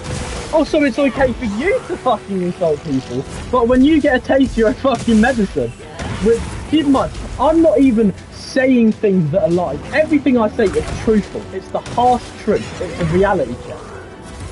All I'm doing is reality checking. I'm like, don't insult my family, right? When your dad fixes car doors for a living, or fucking train doors, and your mum plays FNAF in real life, okay? So don't fucking come at me, saying that your family's better than mine, and all that, and making it a competition. When, one, it shouldn't be, and two, when you know that if I insult your family, you will get upset by it. If you know that you're gonna get upset by it, don't fucking say anything.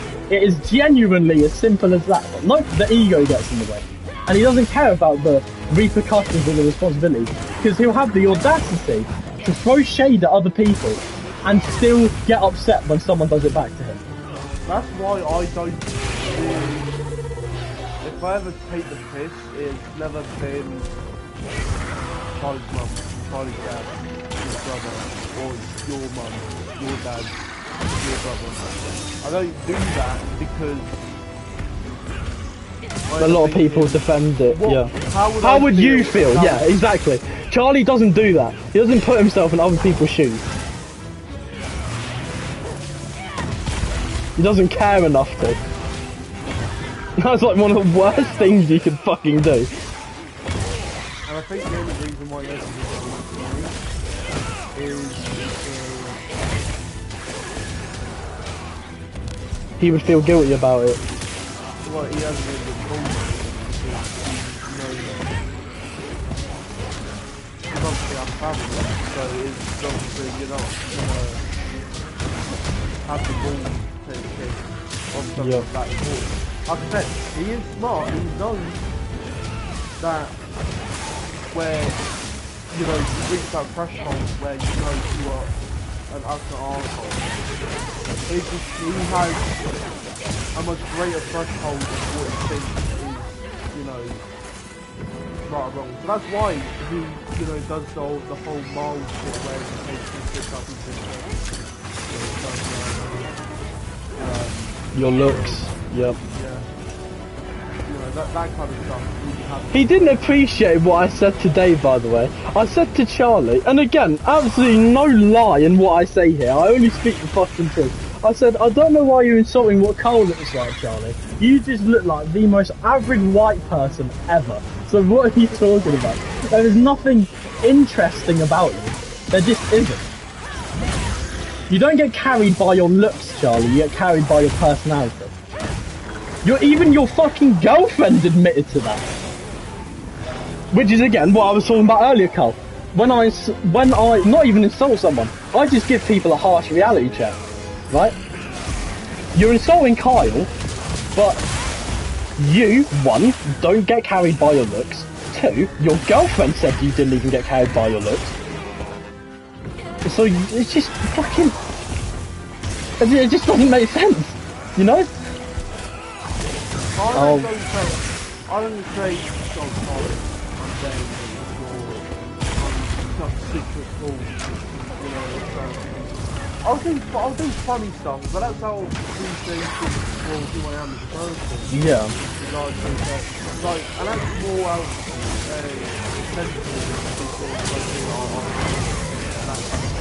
that is, you know, the hardship and, you know, the kind of outspoken kind of dynamic that, you know, my dad's had. So that it's more of a sentiment rather than having a god complex. Yeah, rather than being a dickhead, yeah, and having a god complex. Yeah. You're doing it because you want.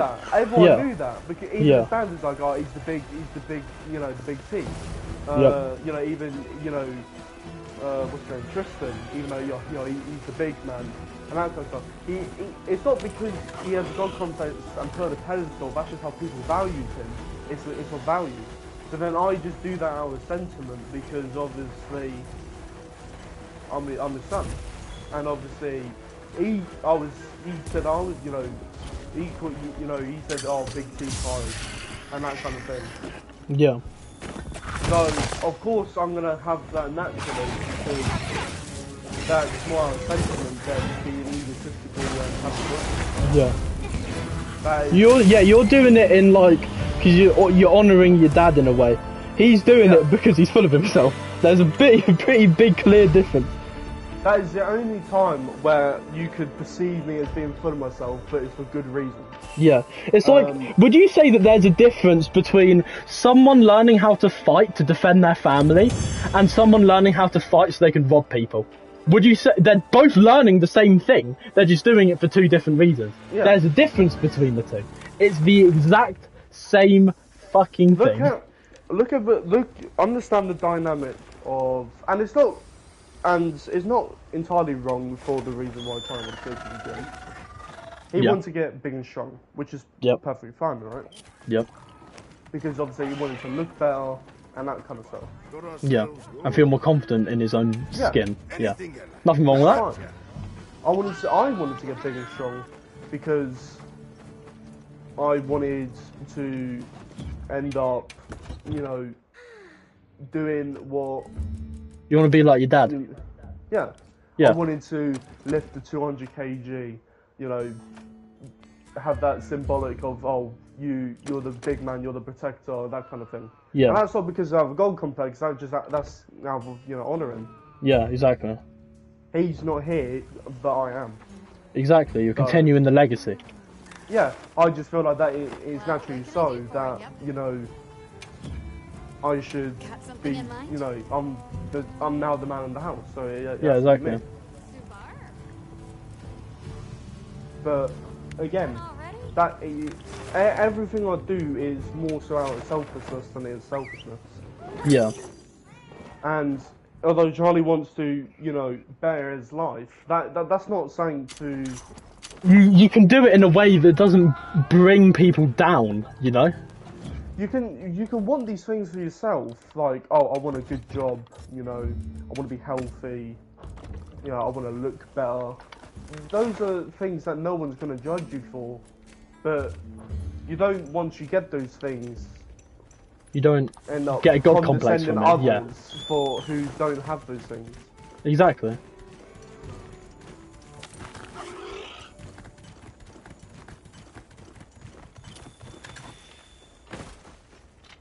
Like, Charlie got a job late. He got a job very late. He spent a year looking for one.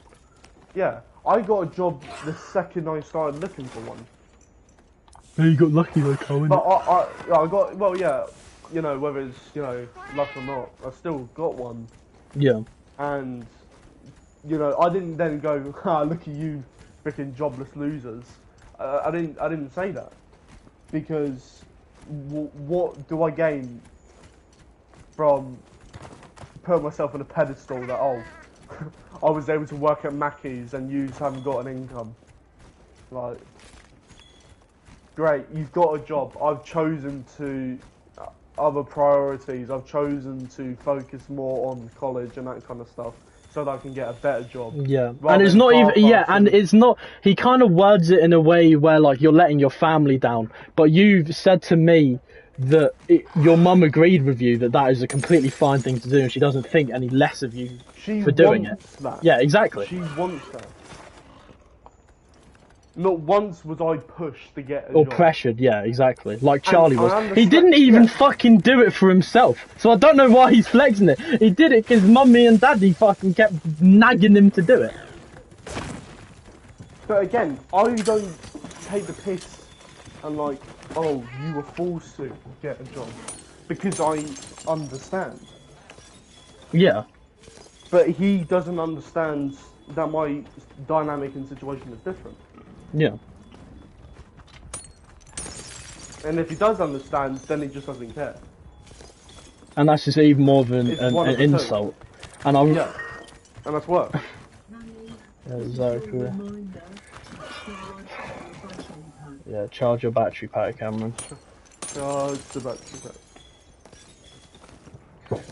Why would you need a battery pack? Let me think. You might be going somewhere, I don't fucking know. But yeah, I really hope that it. I really hope it isn't him being ignorant, because that's just an insult to your guys' friendships. He is just a watered down. He's being a watered down version of Cameron right now. Yep. Cameron was being nothing but a dickhead. He was doing things for himself. He was selfish, not valuing other people's feelings, and look what happens. Yep. And it's a slow build-up, and I know Charlie has the intelligence to recognise it. He is not stupid. And I'm sure he does recognise it subconsciously. And it will become more apparent to him the more he pisses people off. And I feel like he also might not even realise until... Scrap it. I think that even... Yeah, fuck, what was I saying? He would not realise until it was too late. He would only realise his fault once someone said to him, right, Charlie, I'm done. I'm not fucking speaking to you anymore. I don't think I would want to stop being friends with Charlie. I would just kind of not want to speak to him until he changes, you know? Because you are, in my opinion, you only end friendships over something crazy, like something genuinely serious. Not something like this. This is something that you just stop speaking to someone over, right? You just kind of put your friendship on hold, on a hiatus. I'm not gonna, like I said, I've known Charlie for over a decade. I'm not gonna just drop everything because he doesn't know when and what's appropriate to come out of his fucking mouth. Yeah. But you're also not going to stand there and let him get away with it. Yeah, exactly. If he ends up being in a dynamic where the job and the girlfriend is all he's got, and he doesn't have that social dynamic because he won't have a social life. His friends have dropped him. He'll realise. That'll make him realise. That's what he fucking needs. He needs an ultimatum to make him realise. And I reckon at first he'll be like, oh, well, I don't care. Because he won't. He'll never admit to it. Because, again, ego. He'll never admit to it. But deep fucking down, oh, he'll care. He will care. Of course he'll care. Yeah. And then that is when he'll change. Because he is one of them people that will only change in the most dire or most dynamic of situations. But right here, as in getting a girlfriend, especially your first time having a girlfriend, from what I know, I wouldn't really count fucking Mary as a girlfriend. No, that was a stupid fucking It's a stupid little online little thing, yeah. stupid anti-social crush fucking dynamic. Yep. That was the most awkward month ever. Because it's like fucking, I don't know, it's just like, you talk to each other, but they're like, it's like being on stage, they're front and centre, they're giving each other like cute nicknames, and you're like, oh, just shut up and play the game. Play the game. Play Dead by Daylight with me, bro. Come on, hurry up. Do this in your own time. But yeah, like I said, he's one of them people that only changes in like in like big situations. He's incapable of changing from free will, if you know what I'm talking about. Like he can't. I don't think he I'm can't. above Charlie. Yeah, me neither. Because of what he's done. No. I did the same stupid mistake. Look at the Mary situation. I was stupid, but then and I openly admitted that. I was like, I shouldn't have said what, or like was planned to do what I was going to do because that's not fair on Mary. I have no right to be an arsehole. Yeah. And I openly admitted I got what I deserved, and I never did it again. Yep. That is like one of the most like adult things you could do, and one of the most manly things you could do as well. Admit to a mistake.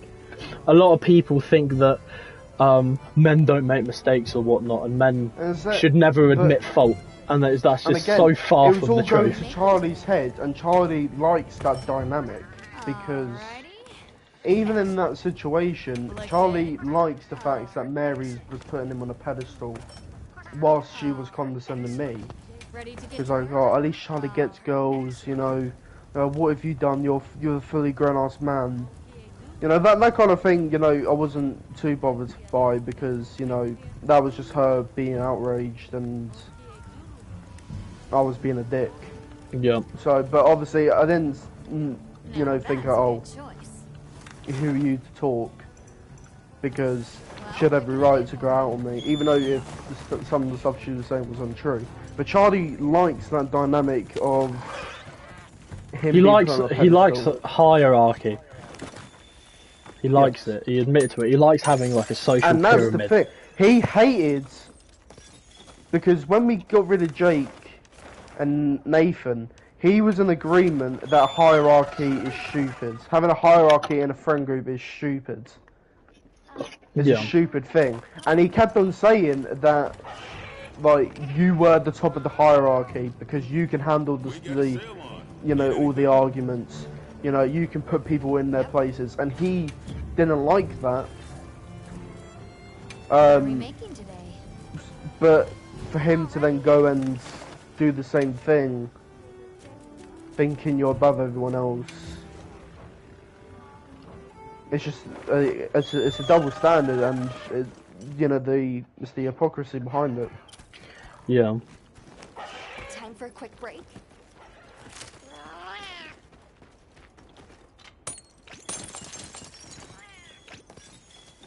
I'm not gonna feel insulted when Charlie turns around and tells me.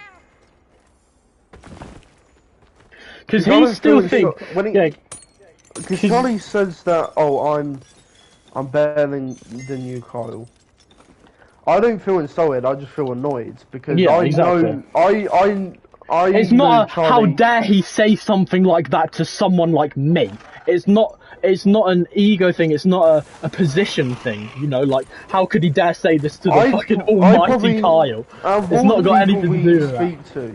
I feel, you know, with all the people that we've spoken to, I probably know Charlie the most. Yeah. I've known him since he was 5 years old.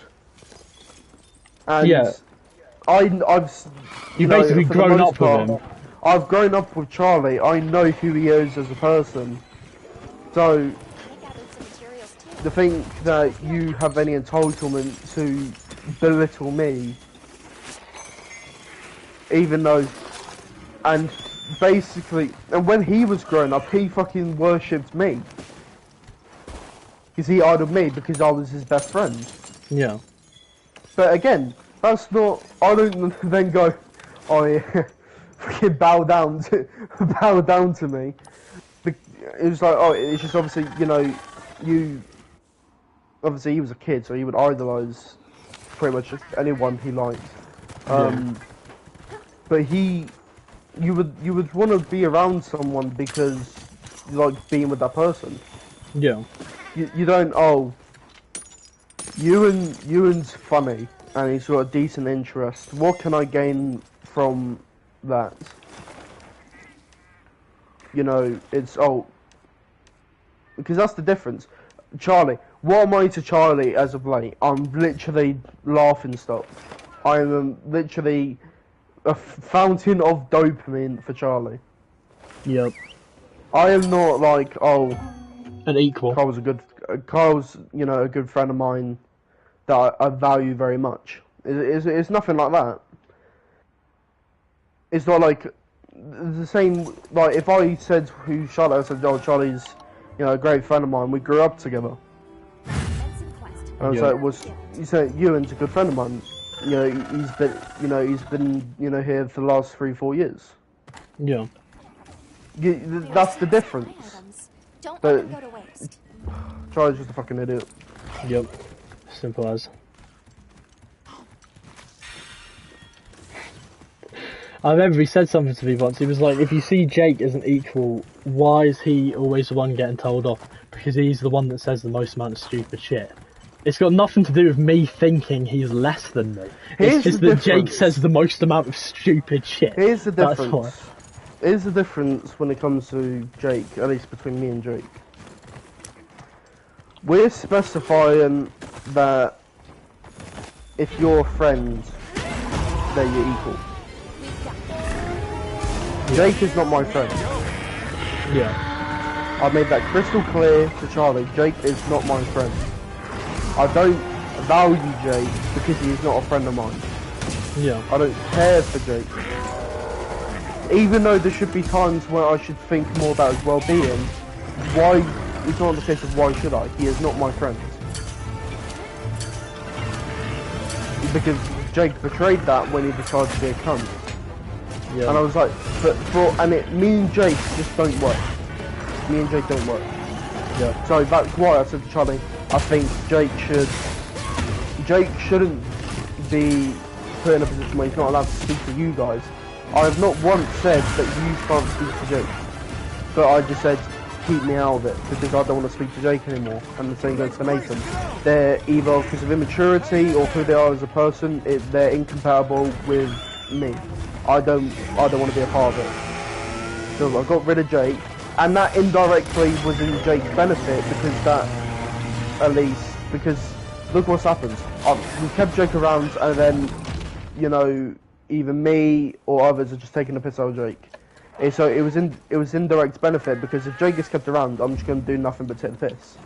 Because I don't care about Jake, I don't value what Jake has, you know, in terms of his feelings, because he's not my friend. Yeah. It's a difference with you if you came to me and was like, oh, I'm not okay with, you know, something you said. That's the difference. Jake is not my mate. He is nothing more than an acquaintance to me because he has been brought back, and again, Charlie's brought him back because that's more laughing stock for him. Yep. Even though Jake is a cunt and I don't value him as a friend, I have thought more about his well-being indirectly than Charlie has ever. I said if I got rid of Jake, we both end up, it's a win-win. I don't have to deal with Jake, and then Jake doesn't get literally penalised constantly. Yeah. And it doesn't compromise in you speaking to him because you can create your own party, you can still speak to him. And I said that I wouldn't have a problem with that. If you want to speak to me, you start by the argument, or if you want to speak to Jake, speak to Jake. But then slowly he keeps getting invited, and then now I was just like, I'm giving up. There's no point in me fighting against if you're not going to listen. Because you clearly don't care or value what I have to say. You just, again, he values having a laugh. And that is the sole purpose why Jake is here. Yeah. Jake took advantage of the situation because, I don't know, he's clearly got no one else. clearly, and he wanted the past year, he kept an answer and going back and going back. He clearly has got no one else. So of course he's gonna hop on, you know, John's bandwagon and try to even if he knew, which I think he did know. Maybe he's forgotten now, but definitely at the time he did know that he wasn't getting added back because he was wanted as a friend. He was getting added back because he tried to kill his fuck. And is that not like kind of fucked? Was pretty fucked. But yeah. But Jake doesn't care. Jake's been taken advantage of because as long as Jake can stay, he doesn't care. Because what happens? Jake's willing to compromise his emotions and that kind of, because he would prefer being taken the piss out of than over having no friends. Yeah, exactly. Even though that has never been the case, because he has always been able to, you know, he's not a case of, oh, I mean, yes, I can understand, because, and that's not me putting myself on a pedestal, no, I'm not putting myself on a pedestal, it's how it is. If it was me and a party, and it was Jake and another, you would be prompted to join me. Because, I don't know, you guys like to talk to me, or whatnot. I don't know, that's not obviously a question for me to answer. Yeah. I think Charlie preferred speaking to you, but he also wanted to speak to Jake at the same time, and he didn't like the fact that he had to choose between the two, so he ignored your wishes and just added Jake anyway. Because it benefits him. It's been a constant battle between trying to keep Jake away or set between Charlie. It was a battle of keeping and valuing, you know, wishes and fighting Charlie.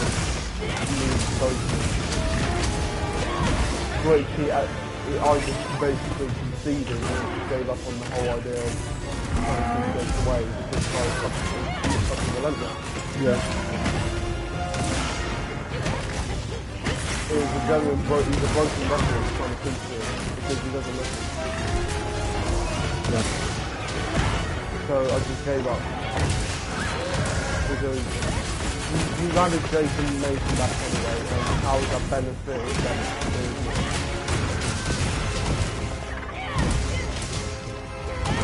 You brought them back just to do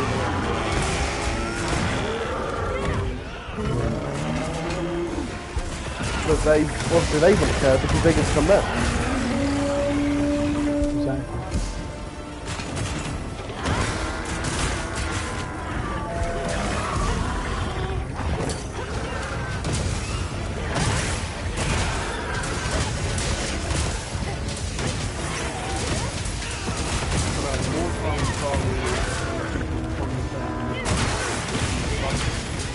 Bear in mind, he's nothing more than a shadow and something. Yep. Idolising you. Literally, growing up when he's in primary school, he's idolising you. Then when, you know, and it wasn't really until he got off his own PlayStation. That's obviously the reason about when he's trying to idolise you. He's gone from one to the other, and now he's got this little bit of independence, and He thinks he's a dog's body. Yeah. Yeah. Congratulations, you've gained independence as an adult. Isn't that what every adult that isn't disabled can do? Like, come on. There's nothing impressive. No, but if I say I'm not impressed by it, I actually secretly am impressed by it. Remember that. Love that logic from Charlie. Because I'm able to comment on it, that means I'm actually jealous of it.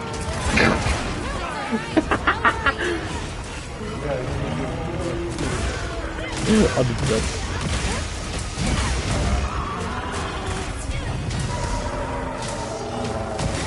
I can't tell him to shut up. Yep.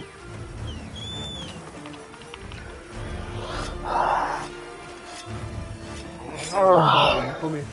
No, you come here, dickhead. You doing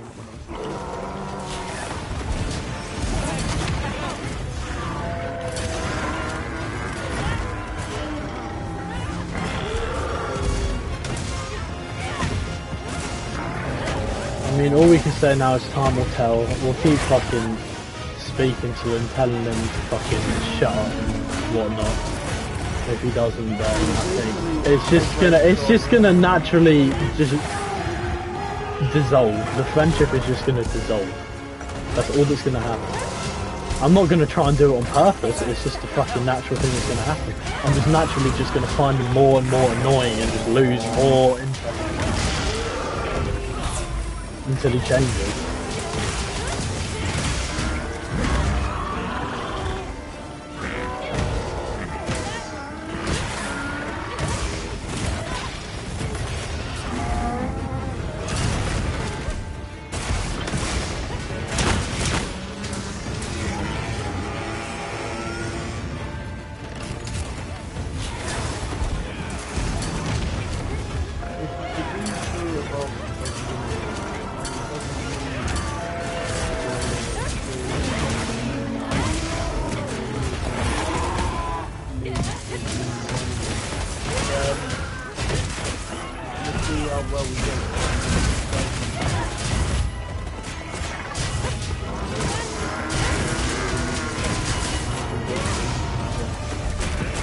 What's he gonna do when his girlfriend's busy and he's not working?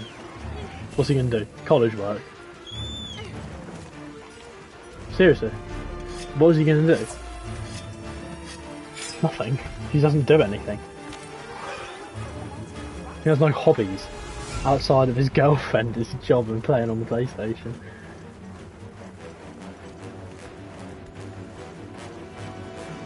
I choose to go on the PlayStation to pass time. If there's something to do, I'll always do it, you know? Like when I don't get on the PlayStation till like 3 or 4 PM, it's because I went out with my family, or I went for a walk, or I went out with my other friends, like Joey or Harry or other people. Don't get me wrong, PlayStation is my hobby, but it is not my fucking... my only pastime, you know? I don't know what's Charlie's pastime, bro? Working? No, it's fucking going on the PlayStation to speak to us. Trap set.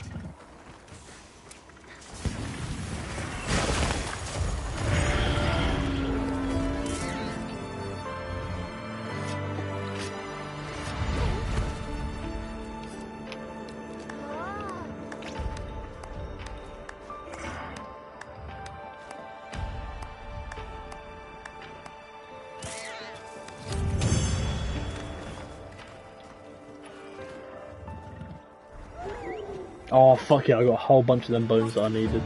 You were amazing as always.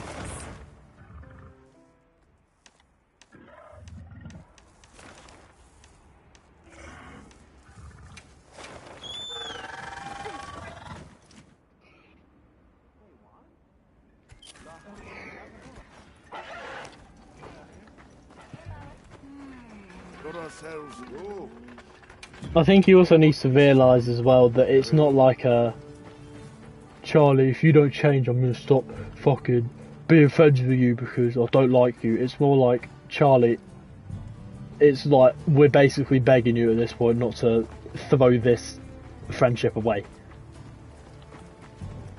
Well, what can I do for you?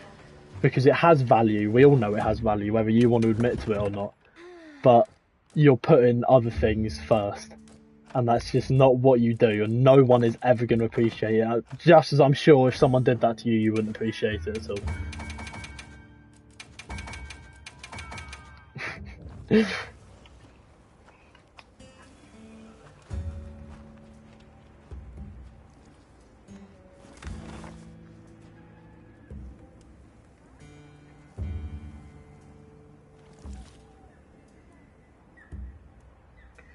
Oi Jake, whenever you can, yeah, deactivate my account please, baby. Thank you. He's going for a walk in a park right now according to Snapchat, that's funny.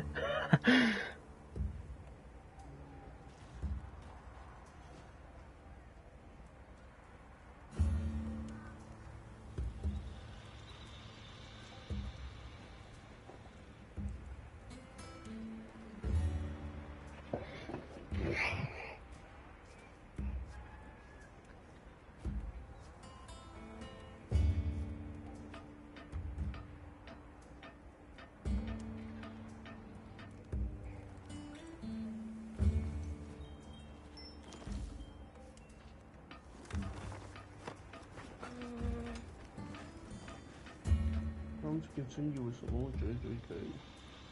Well, where'd you get up to? You don't have to tell me the chapter, just tell me what's happening in it, because I don't remember what happens in every chapter. Hello. I'm starting chapter 152. Yeah, I have to do it in like an hour and 15 because I'm walking home from I'm walking from Woolwich to the city and I'm in Linford with my mum. And then I'm waiting for my mum to show up then. He's walking to city, big up. I think Mackie just Thank you, baby.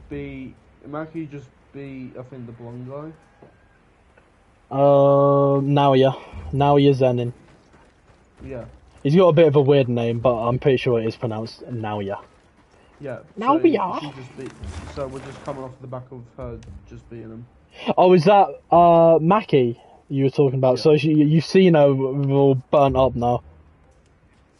Yeah, so she's all like burnt up and shit, and That's from Joe. Yeah, that's from the whole Jogo. shot where she looks 1-to-1, Just like Toji. yeah, like Yep. Toji. So she is as physically strong as Toji, but I think Toji would still win the fight against her because Toji just has more experience than Mackie. Obviously, because one, he's older, and two, he's been doing it for longer. But what that's saying there is that Mackie is now on par in terms of strength with Toji, but not battle IQ. Toji still takes the fucking cake for that. Toji was probably one of the smartest people in JJK. The only reason he died, well, the reason he died was for plot armor, obviously, but the writing reason for why he died is he got caught off of a move that he didn't even know existed. And of course it was a one-tap move. Classic JJK. Character dies by getting one-tapped. Always fucking happens. Always happens in JJK. Think about it, Carl. Think about most main characters, most main antagonists That wasn't even that died. truly his end though. That Yeah, was up until because he came back, didn't he? And then he killed himself again. Yeah. My goat Toji. That makes me I don't care. Toji's a goat. And Hollow Purple didn't even immediately kill him. And when he died, he was still standing. How much reflex is that, Kyle? That when you died, not even death could stop you from standing, bro. That is tough. Anything catch your eye? Yeah, and then he was like, Perfection. Ready to get And obviously, but his dying wish was saving his kid. He was putting his kid before himself. Even right before he was about to meet his demise, you know what? Before he just... Yep. Got to respect that in a man, bro.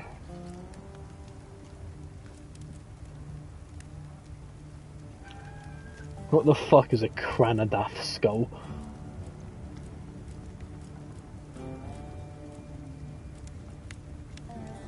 Some bitch just finished off Naoya.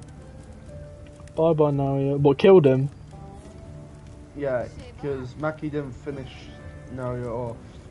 And he was like crawling away, and then I think some like maid or something had a knife and then she just stabbed him in the back. Yeah, Naoya does come back, by the way. But as a cursed spirit. And then dies again. But I think he was actually stronger as the cursed spirit than he was as the human. Right. Oh, I think we're about to meet Hikari. Are they going to a casino or like... Where are they heading to? Well, no, I just see the cover of Volume 18. Oh yeah, Is it Hikari? It's Hikari with like poker cards. Oh yeah, big up. Yeah, so yeah, that's the Hikari chapter. Because Yuji, he goes in there. Yuji's a fucking idiot, by the way. He goes in there, and he's not really supposed to tell people who he is, because he has a bounty on his head or whatnot for being the vessel, or being the vessel for the fallen, because you know how Gojo's the fallen angel, or no, Sukuna's the fallen angel, or whatnot, that everyone's kind of hunting. Yeah, so the first thing is, Tengen is literally talking about Hikari. Yeah, Hikari is currently making money in a bookie for an underground fight club, first order fight club. Yeah. And abandoned multi-story parking garage. So remember, Hikari was doing that instead of helping out in Shibuya. Instead of helping in Shibuya, he was gambling. Making money, yeah. Yep. He could have gone to Shibuya, by the way. Nothing was stopping him. He just chose not to. Yeah, He was just making money by fighting people. Just making money by fighting people, exactly.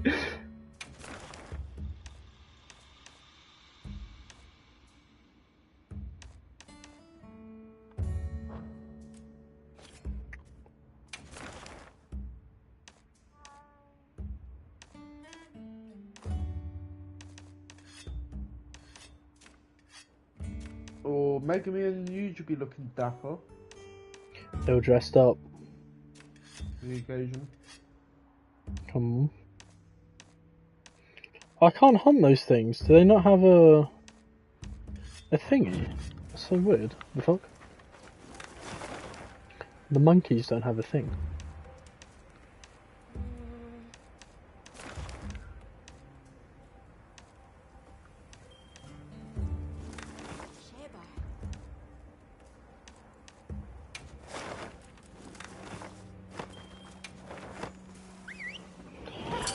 Megami! It's a shame because Megami was actually starting to develop in, what's it called? In Culling Games, but obviously it just got cut short by Sukuna taking him. Again, don't know why Gege did that. And then it's not even like after he got his body back for that final chapter, he did anything of interest. All he did was use his fucking toads and Nue. He didn't even use anything. We didn't even get... This place ain't for the Scram, this ain't no place for kids. Go back or I'll clobber you. Yeah, that's a car. Oh yeah, Yuji says the dumbest thing ever. He says, "Who is Gojo?" Everyone knows who Gojo is, by the way. That's like saying who is Santa Claus. Everyone knows who fucking Santa Claus is. Rule 1 is no one says anything about the club. It's your Fight Club Actual reference. Fight Club.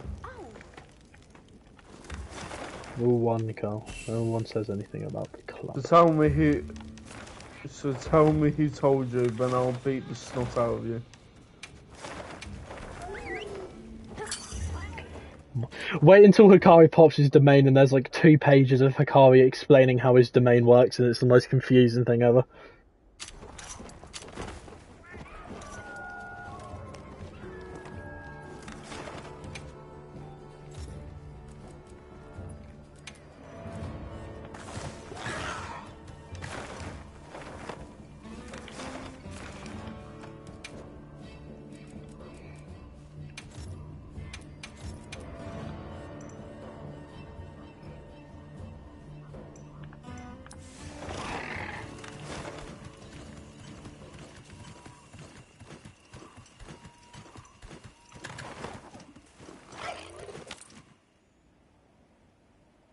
I'll fucking clobber ya.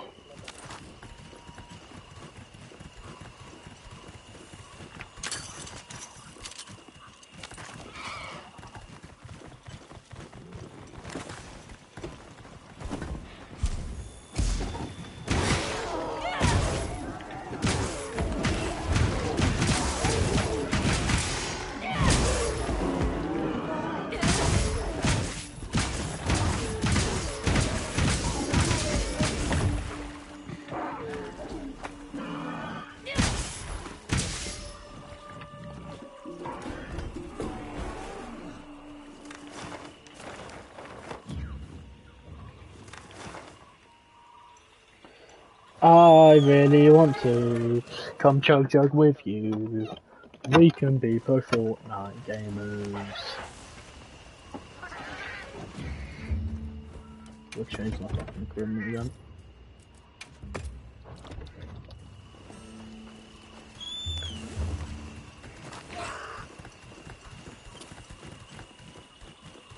Can't wait to go into college for an hour tomorrow.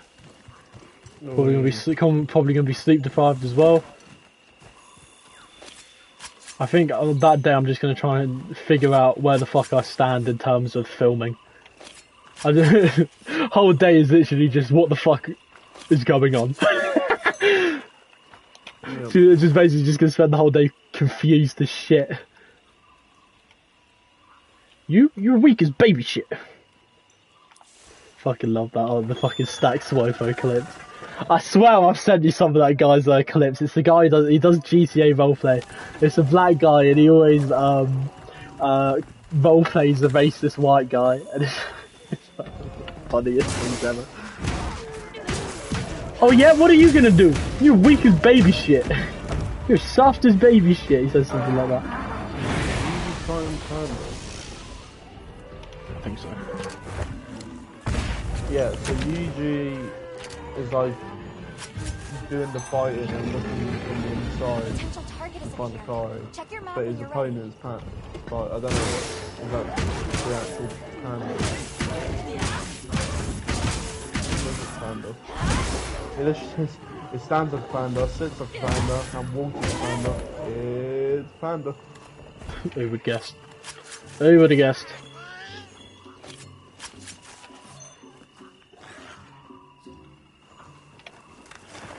Oh no, yeah, that is Panda. Yep.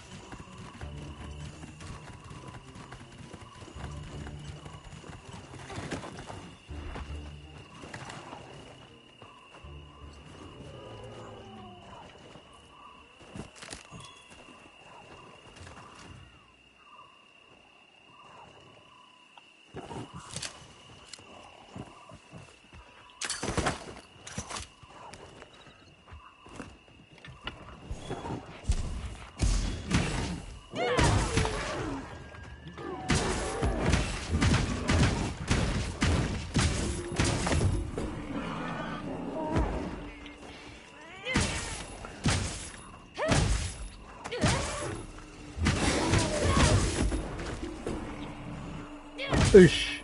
Oosh. Oosh.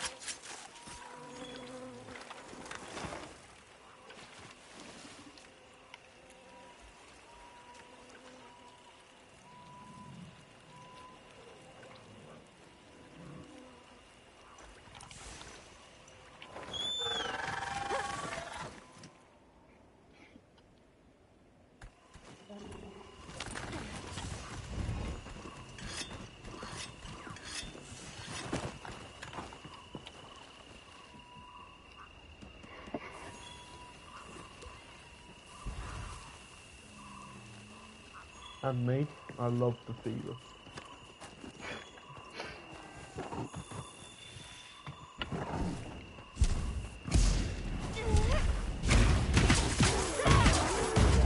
Do you know a more direct way of dealing with the fever?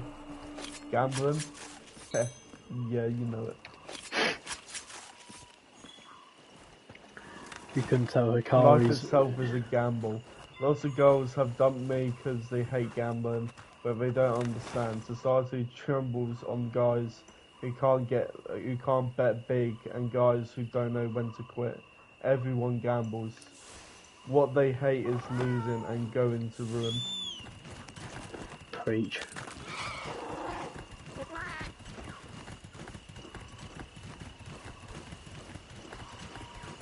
Don't some people just want peaceful lives? I don't know anyone like that.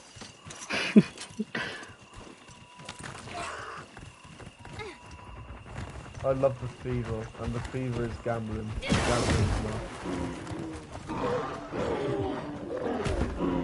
Why is it He's Hikari. It's a Hikari thing to do. I love this control.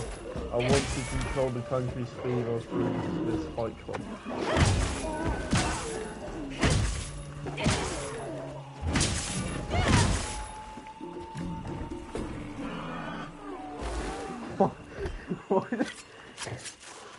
It's like a close pan up to his face, and then it just says, I want to get high on my fever.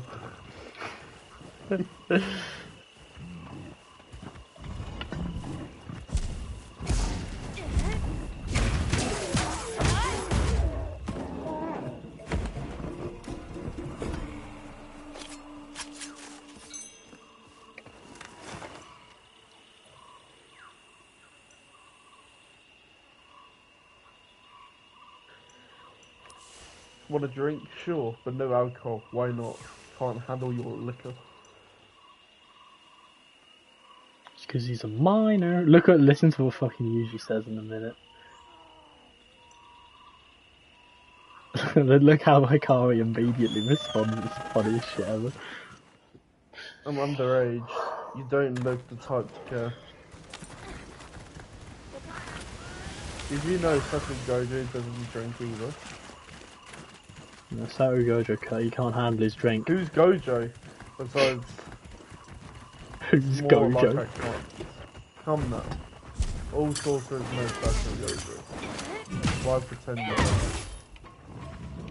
Ah, he's just trying to...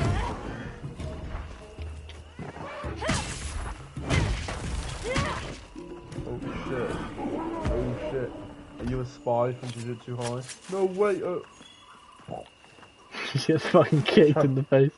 the glass gets thrown into his face and then he used doors. Oh, he missed this. Carl, this might be the Jujutsu Shenanigans move. Why are they copying JJS? Why are they copying... Why did JJS copy... No, why did JJK copy JJS? Shenanigans was obviously before Shenanigans Kaizen. Shenanigans did it first, exactly.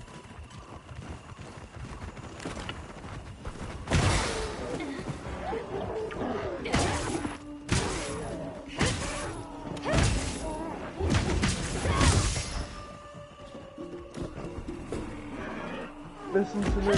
No, because now I feel cold.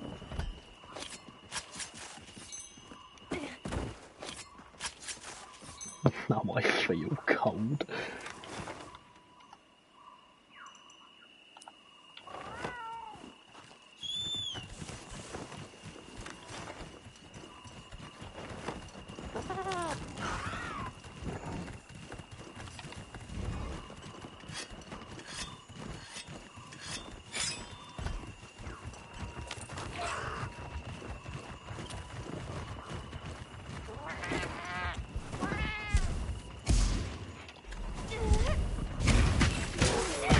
Curse's technique is a perfect example. The big shots have it all backwards. That's why they lost. But Satoru Gojo always cleans and helps your message.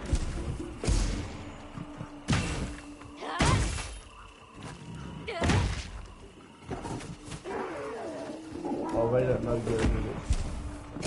Yeah, no one knows that Gojo's sealed right now. Not yet, anyway. Sensei got sealed, that's why we lost.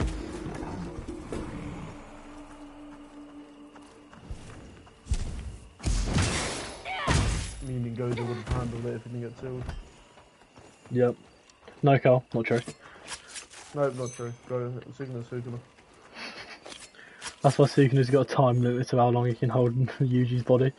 Meaning Yuji outclasses Sukuna, meaning Yuji's stronger than Sukuna. Yep. Which means therefore Yuji is stronger than Gojo. But if Gojo is clearly stronger than Yuji, then that means Gojo outclasses Yuji, and if Yuji outclasses Sukuna, then Gojo outclasses Sukuna. Carl, 1 million IQ. Think about it. We'll use Charlie's logic against him. I like how Charlie will argue it as if it's an opinion. No, it's not an opinion, it is a fact. It's not something you can debate. It's not, you can't debate fact, you can only debate opinion.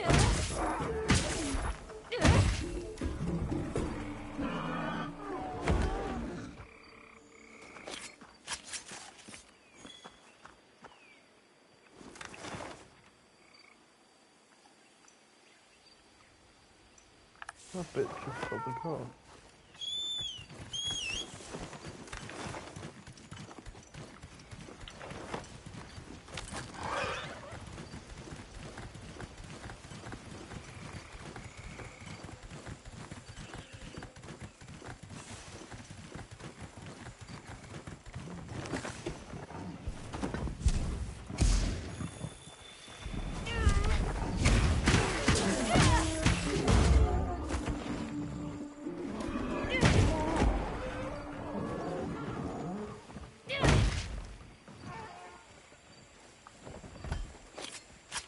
Why is he walking out like that?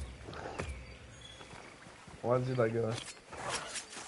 Is that the thing where he's like rolling his sleeves up? Itadori is like thrown out the door on the roof, and then like Hikari just walks out in the tank top. Oh yeah. So just the average Hikari activities then. You'll realise by the way that half of Hikari's like a gag, kind of. He's kind of like a gag character. Senpai, don't interfere. Oh, not taking me seriously. Right in the face. Itadori's getting destroyed.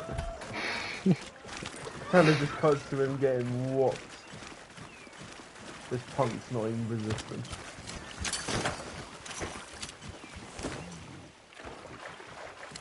Oh. Yuji caught himself and then got back up and then he's just pissed off.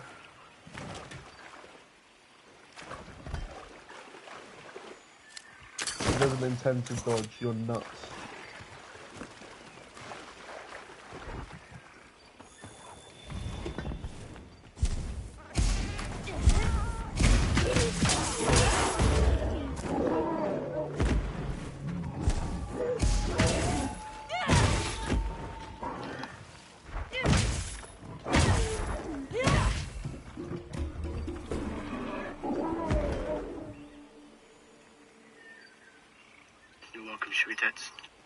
Because all my senpais say you're strong. That's what I thought. How can we fuck cold now? What? What? What did you just say? He just asked how we can fuck you now. I don't know what he said before that. Who said that? Jake, so. Yeah.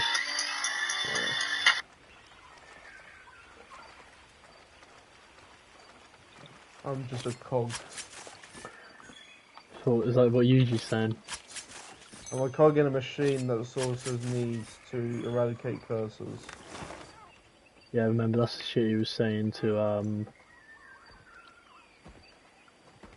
Are you for real? Because that's damn boring. Are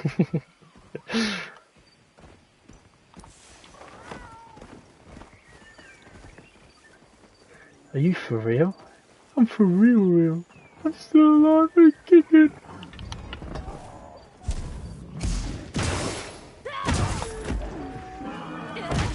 That's why according to Gojo, my curse energy's got an edge. You dead yet?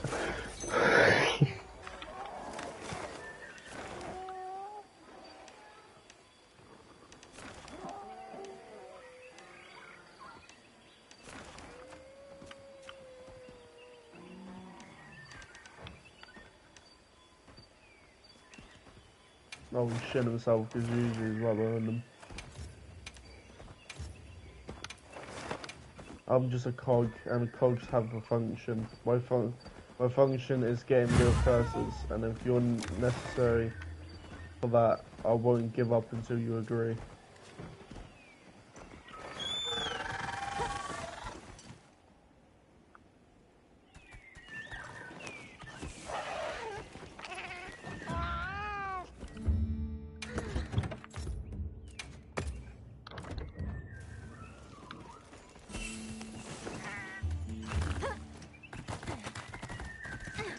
Let's cut a deal.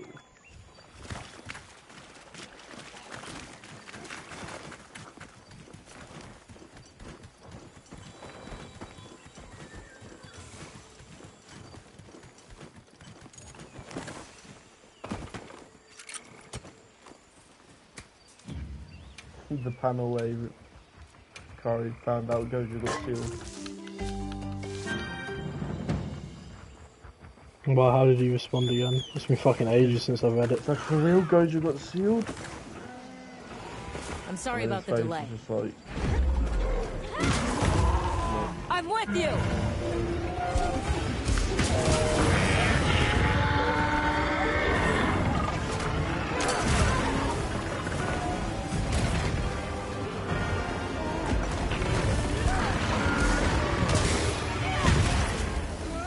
why did they need Kari again? I thought they needed Angel. No, they just bumped into it. I don't fucking... Because Hikari has an endless amount of cursor energy, you can basically fight indefinitely.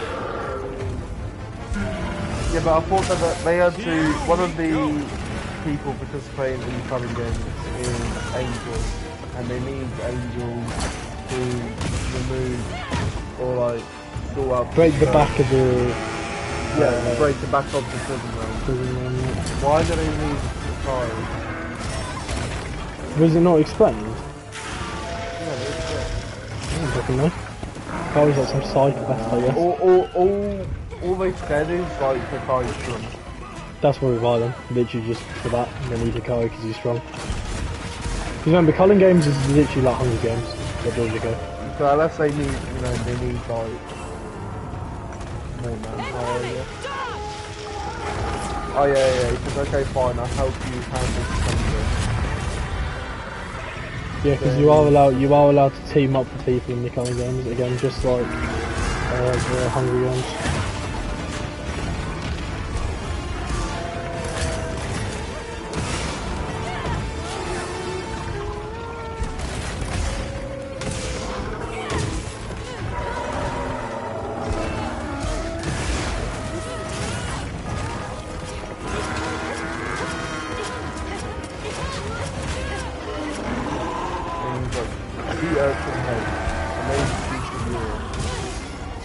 Sea urchin head.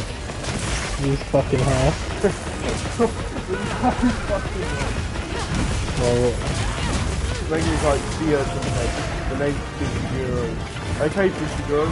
That's really fun. It's like the whole Fishy fucking move. yeah, the little awkward animal players.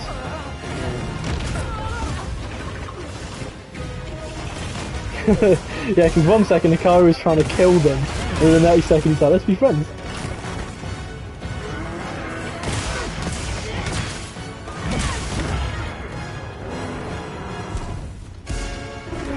A player has added a new kind of game, rule 9. Players shall have access to the following information about their name, point, number of points added, and current total. And then there's like a big panel, one page of like girls. What she look like? Is it Angel? I don't know if it's Angel, Has she got black hair? I don't think so, no. Fuck, whatever it is. Is she naked? Oh, that's 3 characters. Fucking. She's got a weapon in her hand. And it looks like she's got like these 2 like ponytails things that she's going. Where she's got like, I think she's got like short hair, but she's got like these 2 kind of like pull up